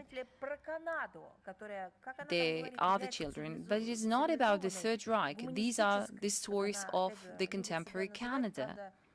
Canada likes portraying itself as a champion of human rights and democracy, despite what happened in its history. You remember the applause given to the Nazi Gunka in the Canadian Parliament. As for the relationship built with the indigenous people practiced in the US, I could give you a lecture, a separate lecture. There are lots of books and works dedicated to that topic. I believe you are all well aware of that in the terms like reservation and others, which are widely used in literature and in mass culture related to those countries. That is why Washington and Ottawa should focus on domestic problems. You are welcome to familiarize yourself with our report. Perhaps they could handle psychological, linguistic and cultural challenges which were the product of forced assimilation and physical elimination of indigenous peoples. Once again, I invite you to read our report. Another important information is that Russian Minister of Foreign Affairs, together with the Moscow Conservatory of Tchaikovsky, with the support of the Russian World Foundation since 2023, has organized an international musical project called Emerging Stars. It is meant to show the image of Russia as a country with the richest cultural and artistic legacy. Students, conservatory graduates and laureates of prestigious international competitions take part in various concerts and workshops around the globe. The geography is expanding. Recently, concerts were held in Latin America, Chile, Nicaragua, Guatemala, Mexico. This year, participants of the project already performed in Asia, namely Thailand, Mongolia, Malaysia. They also visited Africa, Benin, Nigeria, Angola. They held concerts and workshops in the CIS countries, including Armenia, Kazakhstan, Tajikistan. By the end of 2026, they plan to come to the Middle East. The initiative is ambitious and is designed to resonate in the global community. Such cultural visits raise awareness about Russian music education. Students are willing to study here, and in this sense, the Moscow Conservatory is an unprecedented, unique place where the Center Musical Cultures of the World was established. It organizes international festivals, including the Universe of Sound and Gathering Friends. An intense exchange of students and mentors is organized. Such musical tours show the experience and the potential, the openness and the diversity and the might of the Russian culture. The program is meant to raise awareness about the Russian artistic legacy, namely the works of the Russian composers, writers. The enthusiasm and the professionalism of Russian performers does not leave anyone indifferent. I believe that musicians come back from such tours filled with emotions. They are guided by curiosity. They want to push the borders of their inner world even further. They want to listen to and learn something new. So to my mind, the project is fantastic. It is about interaction between cultures and people-to-people communication. This is the diplomacy which unites representatives of various ethnicities, young musicians, through their will to listen to each other. The new exhibition will be opened in Tokyo. It is dedicated to Joseph Goshkevich. He used to be the Russian representative in Japan. It goes in line with the joint decision by the joint board of the Russian Minister of Foreign Affairs and Minister of Belarus. Goshkevich, who was an expert in Eastern studies, contributed to the emergence and development of the Russian-Japanese relationship, the center of the historic memory is the city of Hakodate in Hokkaido.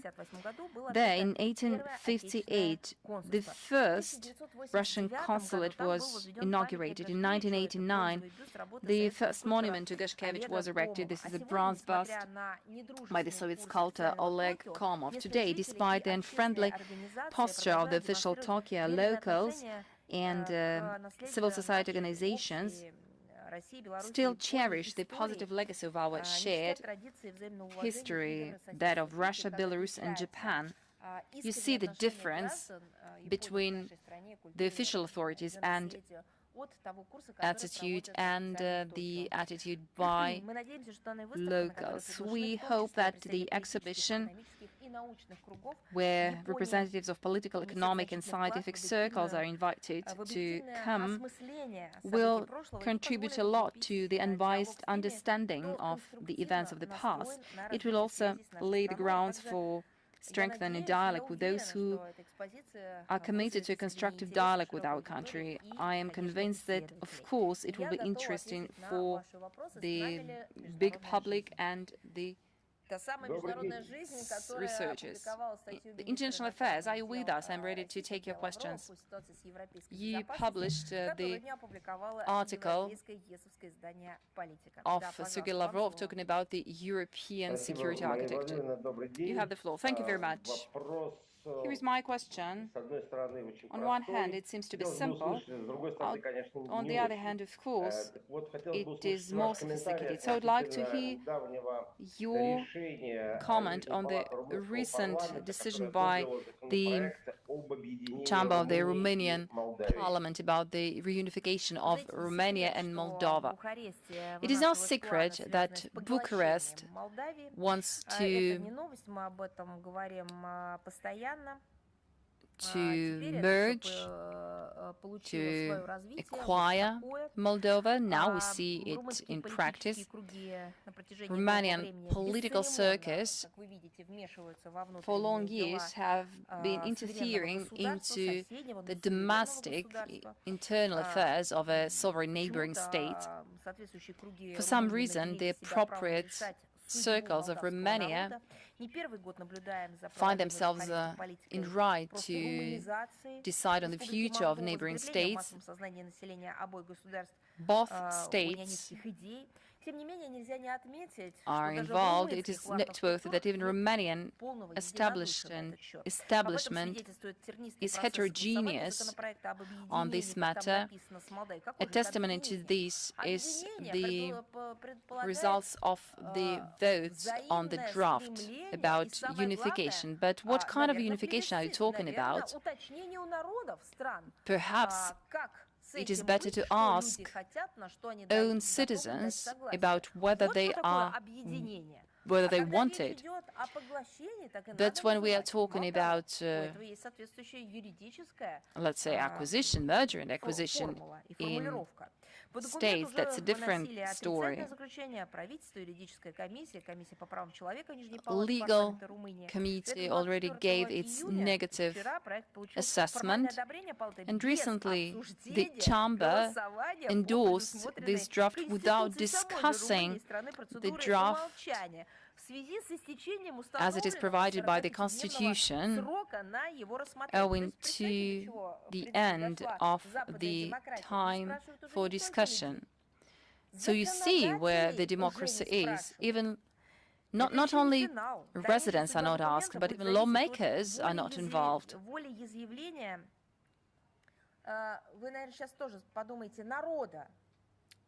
Well, the future of this draft depends on the comment of representatives of the higher legislative body of Romania. But once again, the sentiment of Moldovans is ignored. It's It would be a good idea to ask them whether they want to join. Even elderly generations still remember the occupation of Bessarabia without mentioning the fact that this move is unlikely to push from a stalemate the situation in Transnistria. I don't want to be a lawyer here, but metaphorically, that is how the annexation looks like. As long as annexation is the word constantly used by the officials in Brussels, the European Parliament, without any legal grounds when they speak about our country, let me here remind you that all the decisions about reunification in our country were backed by the expression of the will of the residents. It was organized in line with the legislation and under the international observation.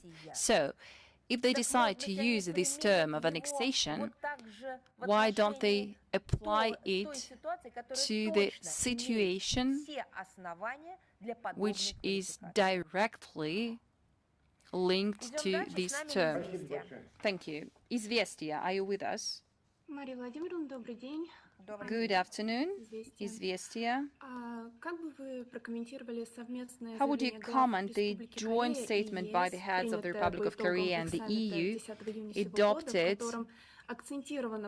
after the summit on June 10th, which focused on the support of the Kiev regime and condensed Russian and DPRK cooperation?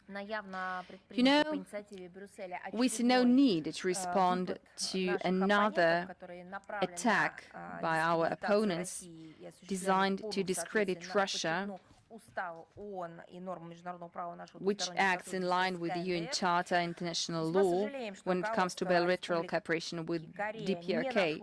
We regret that the leadership of the Republic of Korea was not courageous enough to isolate itself from the attacks on Moscow and Pyongyang, despite the fact that they are at odds with the policy of the Republic of Korea, and this could only intensify the escalation in the Korean peninsula. Interfax, are you with us? Thank you. Here we are. Good afternoon. Here is our question. What is Moscow's assessment on the implementation of the Iran-US MOU signed last week? Does Moscow see risks of another escalation due to Iran's principled stance on the Strait of Hormuz and Israeli activities on the south of Lebanon? Recently, we commented on that. I will give you a quote from yesterday's speech by Minister Lavrov at the Primakov readings. He said the following: "We hope that the renewed free shipping across the Strait of Hormuz will contribute to the energy and food security of the global South countries and stabilization of the military and political situation in the Gulf area will be a pretext to launch large dialogue on the new security and cooperation architecture." Thank you very much. Is Sputnik with us? Here we are. Good afternoon. If you allow, I will ask two questions. First, the former U.S.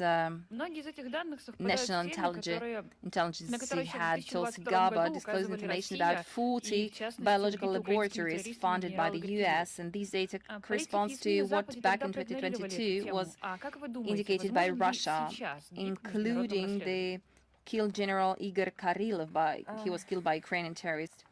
But at that time, politicians in the West ignored this. How do you think will it contribute to a shift in the international investigation? You know, we talked in detail about this last time at our briefing. I can only repeat that we hope that American authorities will complete their investigation in regard to financing biological research outside the national territory and will finally dare disclose all the existing facts.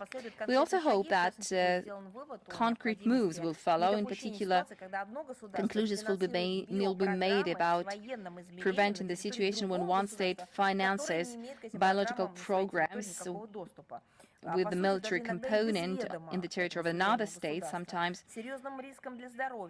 putting at risk health of civilian population and, of course, influence at the adjacent states. In this regard, we keep convincing foreign partners around the globe that there is a need to ensure national sovereignty in terms of control over biological research.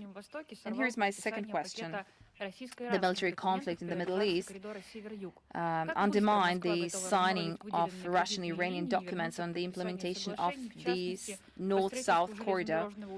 How quickly is Moscow ready to defreeze the allocated loans and come back to signing of the agreements, in particular on the construction of the railroad Resht-Astar? You know, the credit line for the financing the project has not been frozen. We expect the signing of the executive contract and a solution for technical issues to launch as soon as possible practical works on the platform. Of course, we see that Iranian partners are more interested in the development of the international transport corridor north-south, which amid the unstable situation in the area of the Strait of Hormuz gains even more relevance in order to ensure bilateral trade and sustained shipments to Iran. Neighboring countries are also interested in this project. Thank you. Xinhua, please.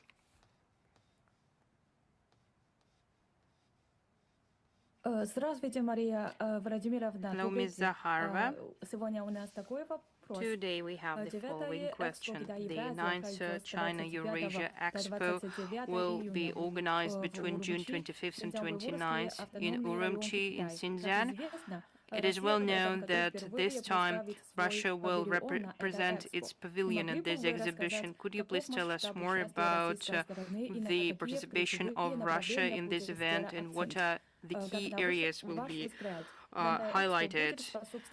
And in your opinion, how this expo is going to enhance Russia-China cooperation and exchanges? In your opinion, what is the current level of trade and economic relations and humanitarian contacts between Russia and China? Thank you. We support the organization of events in China that aim to develop multilateral trade and economic cooperation and to enhance Russia-China business ties. We welcome the participation of Russian business community in it, and we hope that the 9th China-Eurasia Expo will provide opportunities for Russian and Chinese businessmen to learn more information about each other and to expand their cooperation. We also invite Chinese partners to attend the major exhibition events in Russia. Russia is going to hold the Eastern Economic Forum from September 1st to 4th in Vladivostok, Russian Energy Week, October 14th to 16th in Moscow, INAPROM in Yekaterinburg from July 6th to 9th. The Forum Sprouts August 16th to 19th in Kazan, and other events that cause increased interest of Chinese participants. We hope that intensive exchanges, especially between our business communities, plays a crucial role in the successful promotion of the whole range of Russia-China practical cooperation that demonstrates high adaptiveness and resilience despite external challenges and pressure. I recall that 30 years ago, we have established strategic partnership between our countries, and 25 years ago, Russia and China have signed a treaty on good neighborliness, friendship, and cooperation. And with that treaty, we were able to upgrade the Russia-China cooperation and to elevate it to an unprecedentedly high level level, one of the decisions of heads of two states during the official visit of President Putin to China was the agreement to extend the effect of the big treaty for another 5-year period. As for our trade and economic and humanitarian ties, they are on the rise. The bilateral trade is growing for several years in a row, and it has exceeded the figure of $200 billion. So we have also signed an agreement on promotion and protection of investments. Our leaders have decided to announce the years 2026-2027 as years of education, which is the 10th interstate thematic project. And I would like to say that our bilateral cooperation in education is developing actively. We are increasing academic mobility, expand cooperation between our universities. There are contacts between our universities and colleges. We're successfully implementing our flagship projects with the joint Russia-China University in Shenzhen, which is opened at the premises of the Russian Moscow State University and Beijing Polytechnical Institute. One of the main tasks today is to create necessary conditions so that young citizens of our countries would be able to develop their careers and to become professionals. Thank you. Reuter, please. Hello, Ms. Zakharova. We have a question about the supplies, Western supplies to Ukraine. On Tuesday, June 23rd, Russia announced that 5 Storm Shadow missiles produced by Great Britain were intercepted. At the same time, a number of mass media and military bloggers informed that Ukraine used Storm Shadow or American ERA missiles to attack Voronezh on June 22nd, which claimed lives of 5 persons. The Deputy Foreign Minister Sergei Lavrov explained in April that Russia demands from Washington to stop supplying weapons to Ukraine, although these demands were left without an answer. Do you maintain contacts with Washington? Were there any requests? Did you make the similar request to London? And does Moscow intend to stop the supplies of Western weapons to Ukraine with the diplomatic methods, or are there any other options in your arsenal?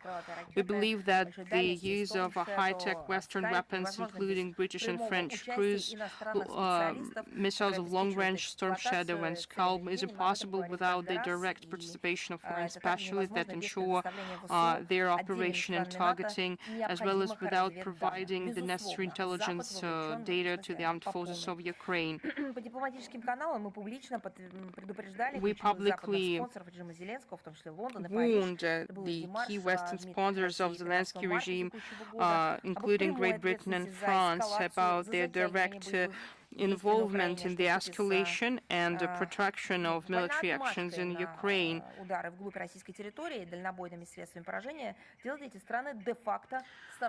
which is together with the authorization to conduct strikes deep into Russia and make these countries parties to the conflict. Americans are well aware of our position about the military aid and supplies of lethal weapons, as well as assistance in providing intelligence data to the armed forces of Ukraine. We have notified Americans about it, including our contacts with previous administrations and our contacts with Washington. We have noted repeatedly that sending military products to Ukraine might end up in unpredictable consequences for regional and international security. And we have emphasized that our country views such convoys as legitimate military targets. And as far as the attacks by the armed forces of Ukraine, we recommend to look into the official information provided by the Russian Ministry of Defense, Ukraine.ru. We have 2 questions, if you allow. Yuri Ushakov has recently stated that Ukraine is unable to performance part of obligations that were agreed at the U.S. summit in Anchorage. So do you think that the spirit of Anchorage is exhausted, or the Russian foreign ministry still sees that as a basis for dialogue with American colleagues? These understandings that were reached by Russian and American presidents in Alaska in 2025 have provided a basis for the ultimate settlement of the Ukrainian conflict. Unfortunately, one of the sides to the negotiations is drifting away from these results. Why it happened? Well, the answer was provided by Sergei Lavrov several days ago. You will find it in the text version of the briefing. I think you will provide all the detailed assessments. And second question. So what is the status of the Russian property that was seized under Joe Biden administration? Because there is no news about it. You're asking me as if we block the property, because that's the question that should be referred to the American side. Our ministry continues to take vigorous efforts to return 6 objects of the Russian state property in the United States, and despite their diplomatic status that guarantees its immunity, this property was seized by American authorities in 2016 and 2018 in violation of international and legal commitments of Washington.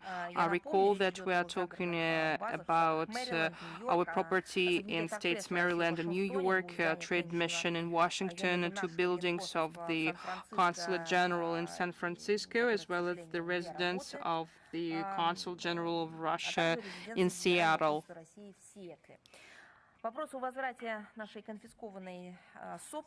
We repeatedly raised this question in our contacts with the American side at various levels as part of our confiscation, legal takeover.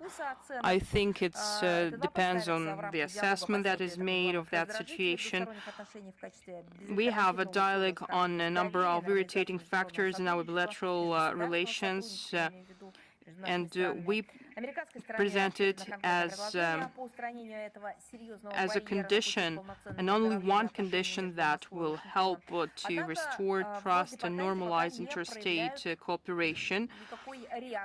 Americans have received proposals to address the situation and to normalize relationship between our countries. However, the State Department doesn't show the proper interest to that topic, but will continue to our work to return this property. China Media Network, our Communist Party is celebrating an anniversary. What role the Communist Party is playing in this historical process? What is the main factor that has ensured its resilience and ability to lead the country forward? Yes, we would like to congratulate our Chinese friends on this important date, which is 105th anniversary of the establishment of the Communist Party of China, that continues its historical mission and ensures the comprehensive and progressive development of China. Under its leadership, China has made impressive achievements in economy, social science, and technology, and it has strengthened its international positions, and the party has more than 100 million members. Our country has provided all the assistance to the Chinese people and to the Communist Party of China in the difficult times of revolution and liberation fight, and when new China was established, and contacts between our parties provide a strong contribution to the Russia-China Comprehensive Partnership and Strategic Cooperation in a new era. The leading political forces of Russia continue to work together with the Communist Party of China. We have pursuing a coordinated work between our parties, which makes a significant contribution to the comprehensive development of the whole range of bilateral cooperation. Thank you. Balt News, please. Да, здравствуйте, Мария Владимировна. Hello, Ms. Zakharova. Vilnius started talking about the failed sanctions policy. That assessment was made by the potential Prime Minister. Is it pre-election rhetoric? I recall that Lithuania has blocked the transit through Klaipėda. At the same time, the Lithuanian economy has suffered from this decision, and the Russian and Belarusian logistics have found another alternative. I recall that Lithuania is one of the proponents of imposing various restrictive measures against Russia, continues to pursue destructive policy to sever trade and economic relations. Any public rhetoric on the failure of the sanctions pressure in our country is used by Lithuanian politicians as a point to further intensify anti-Russian restrictions. And as for the second part of your question, I would like to say that Russia has its own logistics infrastructure on the coast of the Baltic Sea. Thank you. Rudolph, please.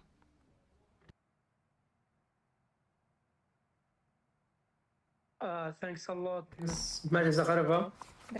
My first question is that regarding the memorandum of understanding between the US and Iran, how confident Russia is that this will lead to an end to the war and an agreement? Also, do you believe that Israeli attacks on Lebanon and some other announcements by US officials would lead to jeopardizing the momentum and fail the process? You know, the achievement of an ultimate agreement between the US and Iran is envisaged by paragraph 3 of the Memorandum of Mutual Understanding that was signed on June 17th by presidents of the two countries, and it was signed online. Well, it requires 60 days to develop it, and this deadline might be extended on mutual consent, and the paragraph 14 of this memorandum envisages the approval of the document by the resolution of the United Nations Security Council, which is compulsory for the implementation by all member states of the United Nations. When the US and Iran will reach final agreements, we will be ready to, in the most constructive way, to participate in the process and the agreement of the relevant draft resolution of the United Nations Security Council. Great. What will this support from Russia include to prevent any other possibility for a new war to start between those two countries? I think that I have already provided an answer to that question partially, answering your first question. Talking about the resolution that should be taken by the United Nations Security Council to prevent the outbreak of war of US and Israel against Iran, I think a lot depends on the content as well as on the will of the member states to fulfill their obligations that are related to the implementation of the decisions taken by the United Nations Security Council as well as norms of international law. Minsk agreements have become part of the resolution of the United Nations Security Council, but yet these Minsk agreements were not realized. Moscow believes that we needed to build a rapid architecture of security in the Persian Gulf, and we have explained to partners and friends in the region an updated Russian concept that provides a framework for a trusted dialogue based on the consideration of interests of each country. Great. My last question is that how's your cooperation in 2026 compared to 2027 with Syria, especially in economic way? Has it been increasing or decreasing, or could you give us something about it? Вы знаете, мы комментировали неоднократно и очень подробно We тему repeatedly российско-сирийских commented отношений on the на Russia-Syria текущем этапе. Вот, в relationship частности, at the на current брифинге stage, 10 июня namely текущего during the года. Могу briefing повторить, что of работа, the направленная на 10th of расширение June. Let me многопрофильного repeat сотрудничества между that нашими странами, она продолжается. we keep И extending эти the усилия multifaceted как cooperation государственные between ведомства, our так и states. предпринимательские круги российские Both активно entrepreneurship используются and для state продвижения agency двустороннего are involved. формата постоянной российско-сирийской The Permanent экономической Russian-Syrian Commission on the Economic, Trade, Scientific and Technical Cooperation is working, so we are committed to advancing it even more. Thanks a lot. Спасибо вам. С нами ли? Спасибо взаимно. С нами ли Лента Ру? Thank you. Lenta Ru, are you with us? Good afternoon. We have only one question, if you may. As you noted today, Ukraine is undertaking attempts to glorify Nazi collaborators, and for this reason, its relationship with Poland has significantly degraded. Do you think what this could lead to, and do you see any prospects or the need to restore dialogue with Poland on the topic of the memory on the Great Patriotic War? You know, actually, we are witnessing a number of public statements and moves by the Polish officials blaming the Kiev regime policy, who openly glorify Bandera, henchmen of Nazi, including the episode with revocation of Zelensky of the highest grade of Poland. We should not forget about revival of Nazism in Ukraine, and this goes back to the Nazism of the 1930s. It was made at connivance of the Western sponsors, and all in all, it has a contemporary dimension as well. I mean, expelling everything related to the Russian identity, not only in the territory of Ukraine.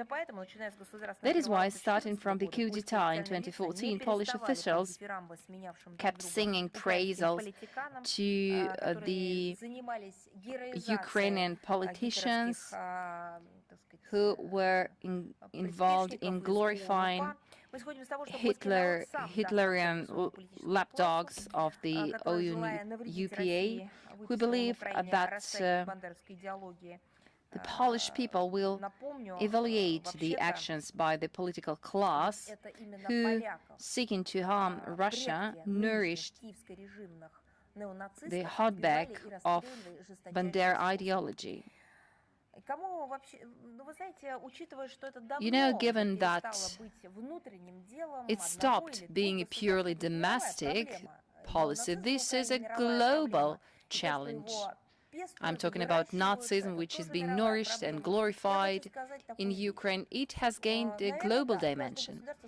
Of course, every state has to decide on which awards to issue to whom.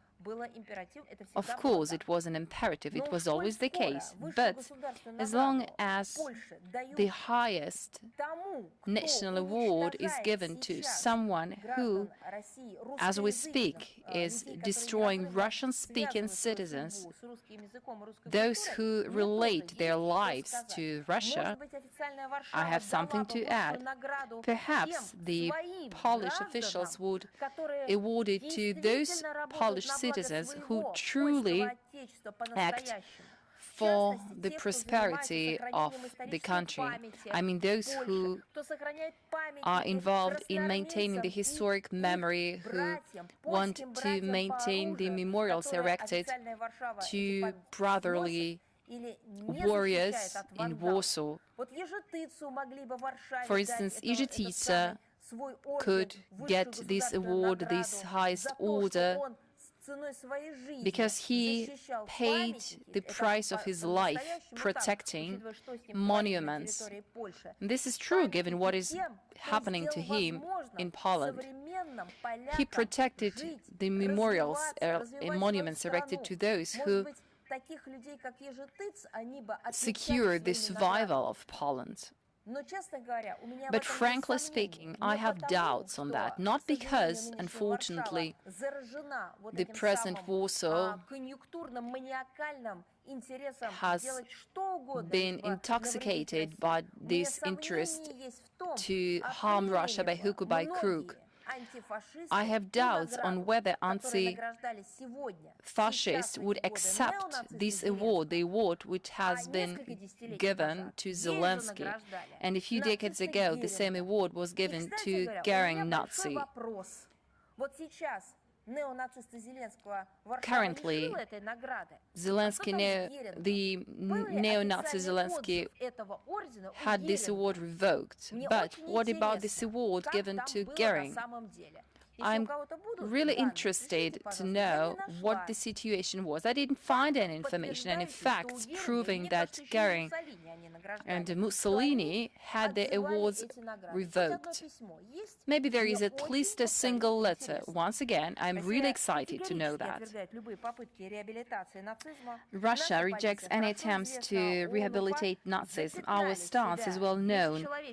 OU and UPA have tarnished their reputation by the inhumane crimes committed against Soviet and Polish citizens of various ethnicities, Polish, Russian, Belarusian, Jews, and even Ukrainians themselves who did not share inhumane ideologies of Bandera. In a civilized society, there is no place and could be no place to successors of Ukrainian collaborators of Hitler.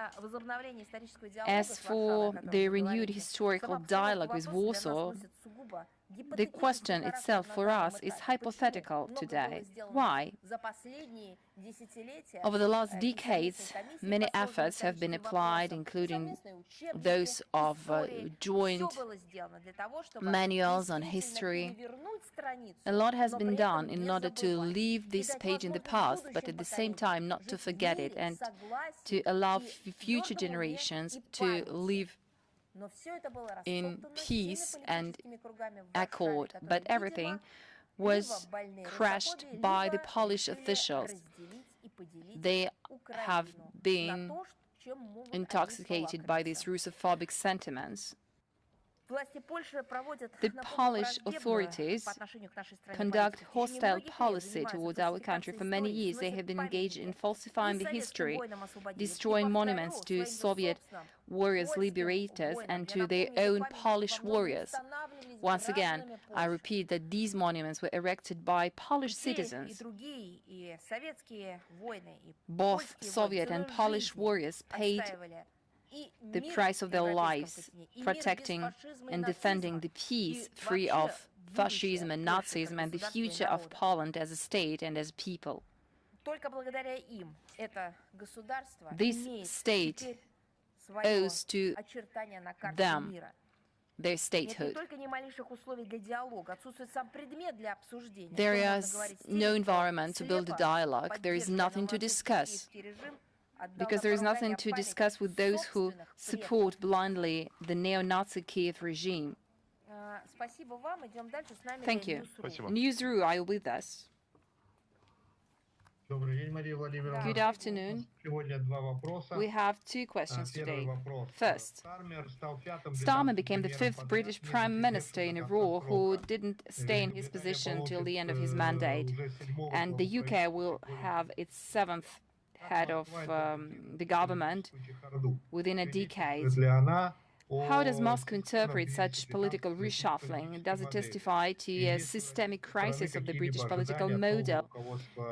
Does Russia have any expectations given the change in the government of the state, or does this reshuffling have no impact on Moscow's stance? You know, we gave comments repeatedly on the crises within the British government. At the last briefing, we mentioned it. That is why the statement by Keir Starmer about resigning from the leader of the Labour Party and the position of a Prime Minister came as no surprise. because that is how the UK political machine works.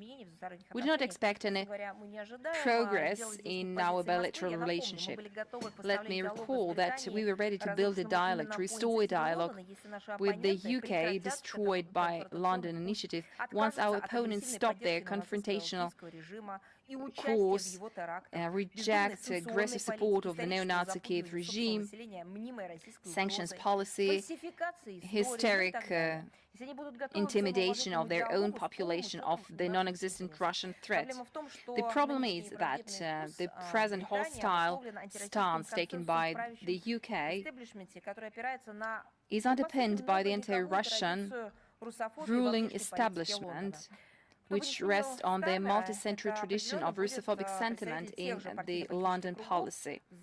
Whoever comes to replace Mr. Starmer, it will be a representative of the same party and political circles nourished within the liberal and globalist Atlantist ideological matrix and representing interests of military and industrial cooperation and financial elite of the city who get their hand on the anti-Russian confrontation.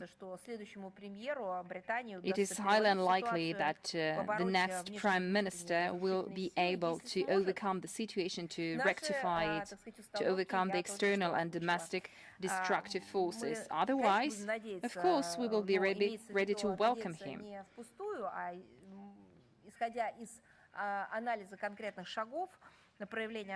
Analyzing the specific moves undertaken by the UK, we will be happy to see a new occupant of Downing Street to manifest wisdom, courage and internal power. Then we will be able to start from scratch. If he rejects the aggressive narrative, the attempts to find an enemy where there is none and to throw in money for the confrontation, it would serve the interests of London itself. It would also allow for the government to gain trust from their own population. If a Prime Minister dares and has the courage to make such moves. But it would also contribute to maintaining the fragile peace in Europe. This restoration would help all of us to move away from the precipice that we are approaching, and this becomes vital. Our next question, Zelensky said that Kiev will define who will represent European states at the potential talks with Russia. While the master of the European flies, if I can say so. So at the June summit, the EU did not endorse one candidacy for the role of a broker or negotiator. What is Moscow's stance on this concept of a European negotiator assigned by the Kiev choice? If I may, I will tell you that Russian President Vladimir Putin gave a detailed overview of the Russian approach toward the possible restoration of contacts with Europe. We are willing to negotiate with anyone who enjoys trust of European countries and who did not resort to Russophobic narratives and who is capable of a constructive dialogue. But European citizens are still unaware of the Russian stance. They do not know what Lavrov said about the European security. This article focuses on the European security and the Russia-Europe relationship. We have always preferred for all the objectives of the special military operation and regional stability to be settled through diplomatic means. But we cannot see any reciprocity. The EU keeps speculating about the possible negotiator. They want to squeeze in to the negotiation process. But for us, what matters more is the essence of the European stance and not personality or electoral procedures. But what we see is their attempts to muscle in, to squeeze in into the negotiation process. And Madam Callas wants truly to squeeze into the process, which basically hasn't taken shape yet. But still, she wants to be in. They seek to quantitatively and qualitatively to strengthen the position of Kiev and to dictate their conditions to us from the position of force. So the question arises whether these states are still sovereign, or maybe they sold their sovereignty to Zelensky. A recent example is the joint communique by the Euro-Troika, namely the UK, France and Germany, which includes a number of ultimatums toward Russia. We saw these Troika in a train car leaving Kiev. A British, a French and a German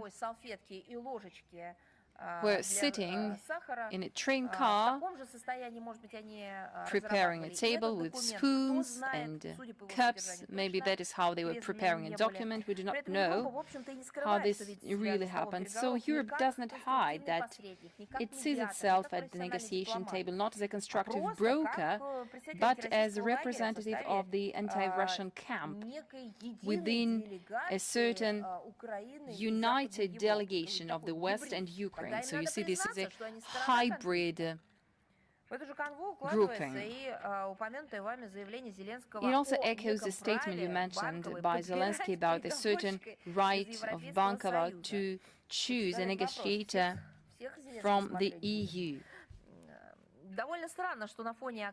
Well, surprisingly, that amid multilateral military, financial and other support allocated to the neo-Nazi Kiev regime and encouraged terrorist attacks against civilians, Europeans speculate about a certain role in the Ukrainian settlement.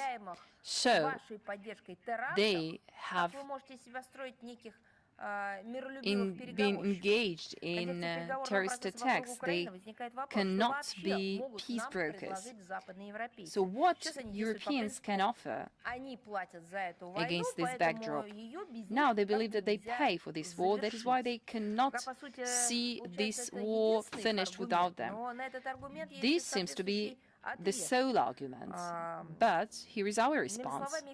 In other words, they are interested in not losing their investment into the Kiev regime and their own military and industrial complex. So at the end of the day, they do not care about sustained settlement. Anyway, prospects of a dialogue, whoever is a negotiator, will depend on the real willingness of Europeans to respect our legitimate interests. This should find its confirmation in concrete moves. If someone is willing to help, as Russian President Putin put it, we only welcome such initiatives. Thank you very much. Thank you. Dunya News, are you with us? Thank you, ma'am, and good afternoon. I'm Shahid Gumman, correspondent Dunya News, Pakistan. I have two questions. My first question is, Pakistan is playing an active and constructive diplomatic role in promoting dialogue and reducing tension in the region. Following the recent Iran-US understanding, what further steps does Russia believe are necessary to ensure lasting peace, stability and meaningful dialogue in the Middle East? Вы знаете, я уже это комментировала, повторю, российско-пакистанские отношения находятся на подъеме, нашими странами поддерживается регулярный политический диалог, существенный потенциал имеет торгово-экономическое сотрудничество, страны традиционно поддерживают тесные контакты в различных областях, особое внимание уделено подготовке кадров в университетах России и Пакистана, также определены совместные программы We have joint projects in training students as for various complexities, difficulties that Pakistani students might face. I have no information on that, and what I saw does not reflect the real state of affairs. As we know, the number of Pakistani students is constantly growing on the annual basis. And today, approximately 1,300 Pakistani students study at our universities. If you have any specific examples, individual examples, of course, we will examine them. Спасибо вам. Идем дальше. Я, может быть, не расслышала ваш вопрос, может быть, еще есть. Perhaps I didn't hear your question. About Iran, US. Student was my second question. Все, я поняла, да, потому что у меня, я видела ваши вопросы. I repeat my first question. Pakistan is playing an active and constructive diplomatic role in promoting dialogue and reducing tension in the region. Following the recent Iran-US understanding, what further steps does Russia believe are necessary to ensure lasting peace, stability, and meaningful dialogue in the Middle East? Да, я поняла, просто уже не первый Yes, I understand your question. This is not the first time I'm answering the question of Pakistani mass media about students. That's why I started to talk about them, because I think that's what concerns you the most. As for the regional issues, Russia gives credit to the vigorous efforts, mediatory efforts of Pakistan that seek to de-escalate tensions and to settle differences through negotiations. Islamabad takes a constructive role in that, and we have repeatedly talked about that in our public statements. And in his contacts with foreign partners, Sergei Lavrov mentioned the efforts of Pakistan as well. As of today, it is important for all parties to the conflict to follow Iran-US understandings and to prevent escalation, especially in Lebanon. And from the very beginning of the aggression, our country has provided a principled and objective assessment of the situation, which in this position hasn't changed. We are ready to support efforts which aim to ensure the lasting peace and stability in the Middle East. We have provided an updated version of the Russian concept on security in the Persian Gulf, that it includes the unblocking of conflict situations, the principle of divisible and indivisible security, confidence-building measures, freedom of navigation in the Strait of Hormuz based on international law, as well as we hope that this initiative will facilitate the formation of a new post-conflict architecture of interstate relations in this strategically important part of the world, as everyone sees it. I repeat only my second question because you already answered my the second question. Have Russia introduced any new regulations regarding student visas for Pakistani students? According to Pakistani students and education consultants, apart from government scholarship programs, many universities in Moscow are not admitting Pakistani applicants or helping them obtain student visas. If no such regulations have been introduced, what step in the Russian government taking to resolve these difficulties and make it easier for Pakistani students to study in Russia? Thank you very much. And as for your second question, I will give you more information later. Thank you. Союзный. Soyuzny, please. Здравствуйте, Мария.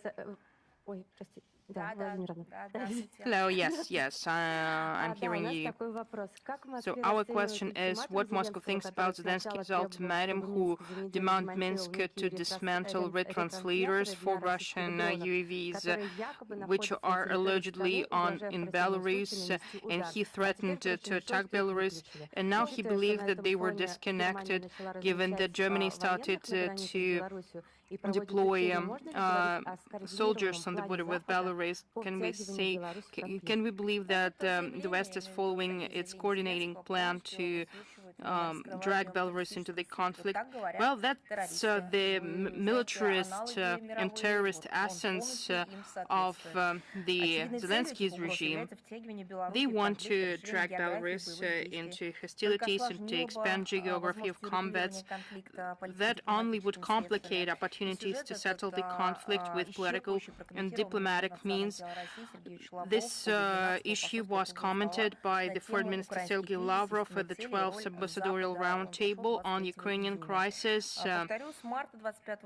The genuine goals and the role of the West, I can only repeat that since March 2025, where we have a treaty between Russia and Belarus on security guarantees as part of the Union state, and if there is need, Russia is ready to take an entire complex of measures envisaged by the treaty to ensure the security of our ally as well as the security of the Union state. Посольская жизнь, embassy life, please. Hello, Ms. Zakharova. Hello, dear colleagues. We have one question.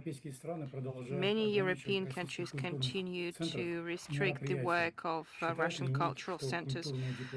Does the Russian Minister of Foreign Affairs believe that the cultural diplomacy has fallen prey to the current crisis in international relations? Well, I believe that the cultural diplomacy gets more and more opportunities, but the whole range of countries see culture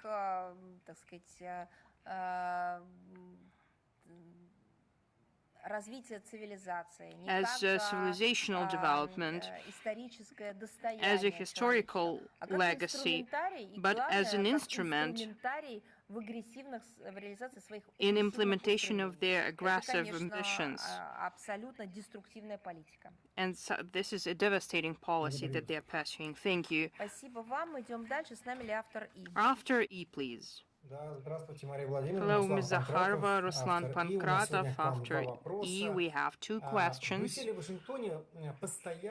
Brussels and Washington have been promoting the point that Russia doesn't make a signal what it wants from Europe.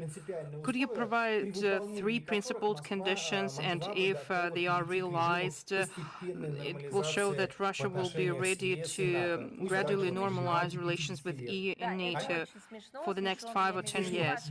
Well, that is quite ridiculous. Not your question is ridiculous, but such claims that they are making towards Russia, because on the one hand, they say that they don't understand Russian signals, Russia doesn't send any clear message of what it wants from the EU, but then they block the publication of Sergei Lavrov's article, which would explain the Russian vision of European security, settlement of the crisis in Ukraine, and all other relevant issues of the international agenda. It is similar to the question asked by your colleague about Zelensky's statement with the demand to remove retranslators in Belarus. These are just two similar things. Brussels makes ultimatums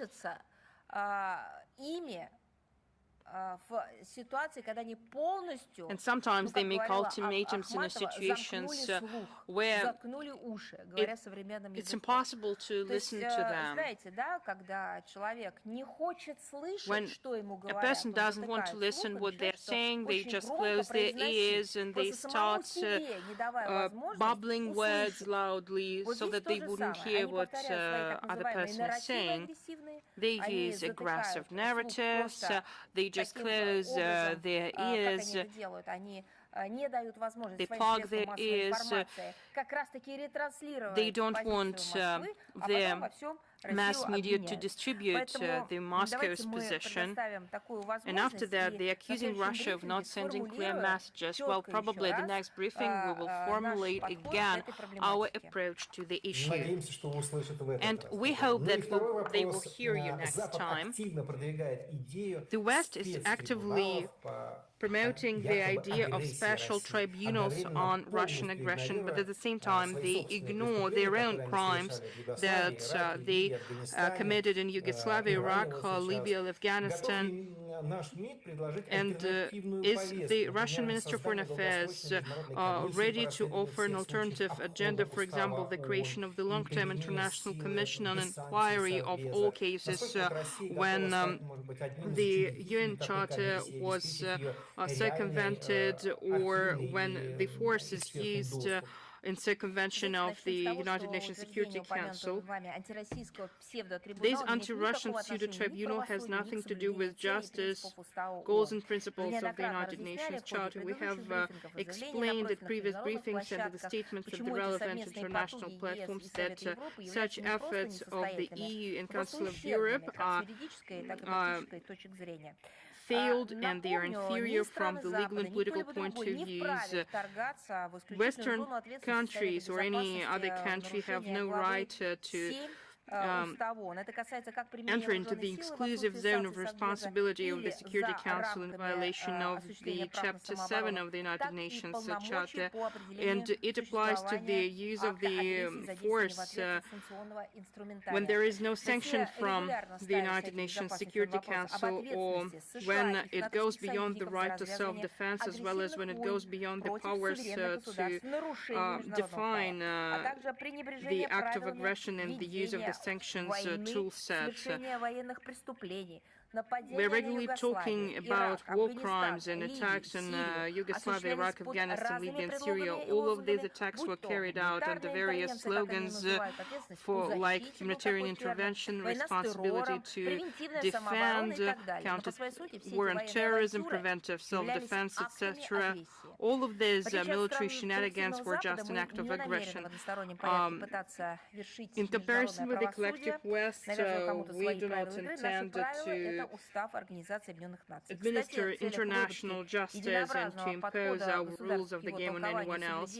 Our rules are governed by the United Nations Charter, and by the way, to develop a single approach of states to its interpretation and implementation of the United Nations Charter, we have established a special committee on the United Nations Charter and on the enhancement of the United Nations role. Russia and Belarus back in 2014 have put forward a proposal in the special committee to organize an advisory,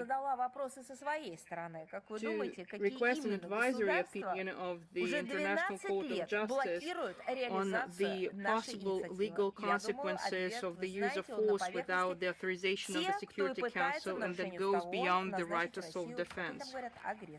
But we have a question for everyone. What do you think? Which states have been blocking the implementation of this initiative for so many years? Russian vector, please. Здравствуйте, Мария Владимировна. Информагентство «Русский вектор стратегического назначения», Татьяна Плотникова. Русский Vector Information Agency, Татьяна Плотникова. Да, здравствуйте. Yes, hello.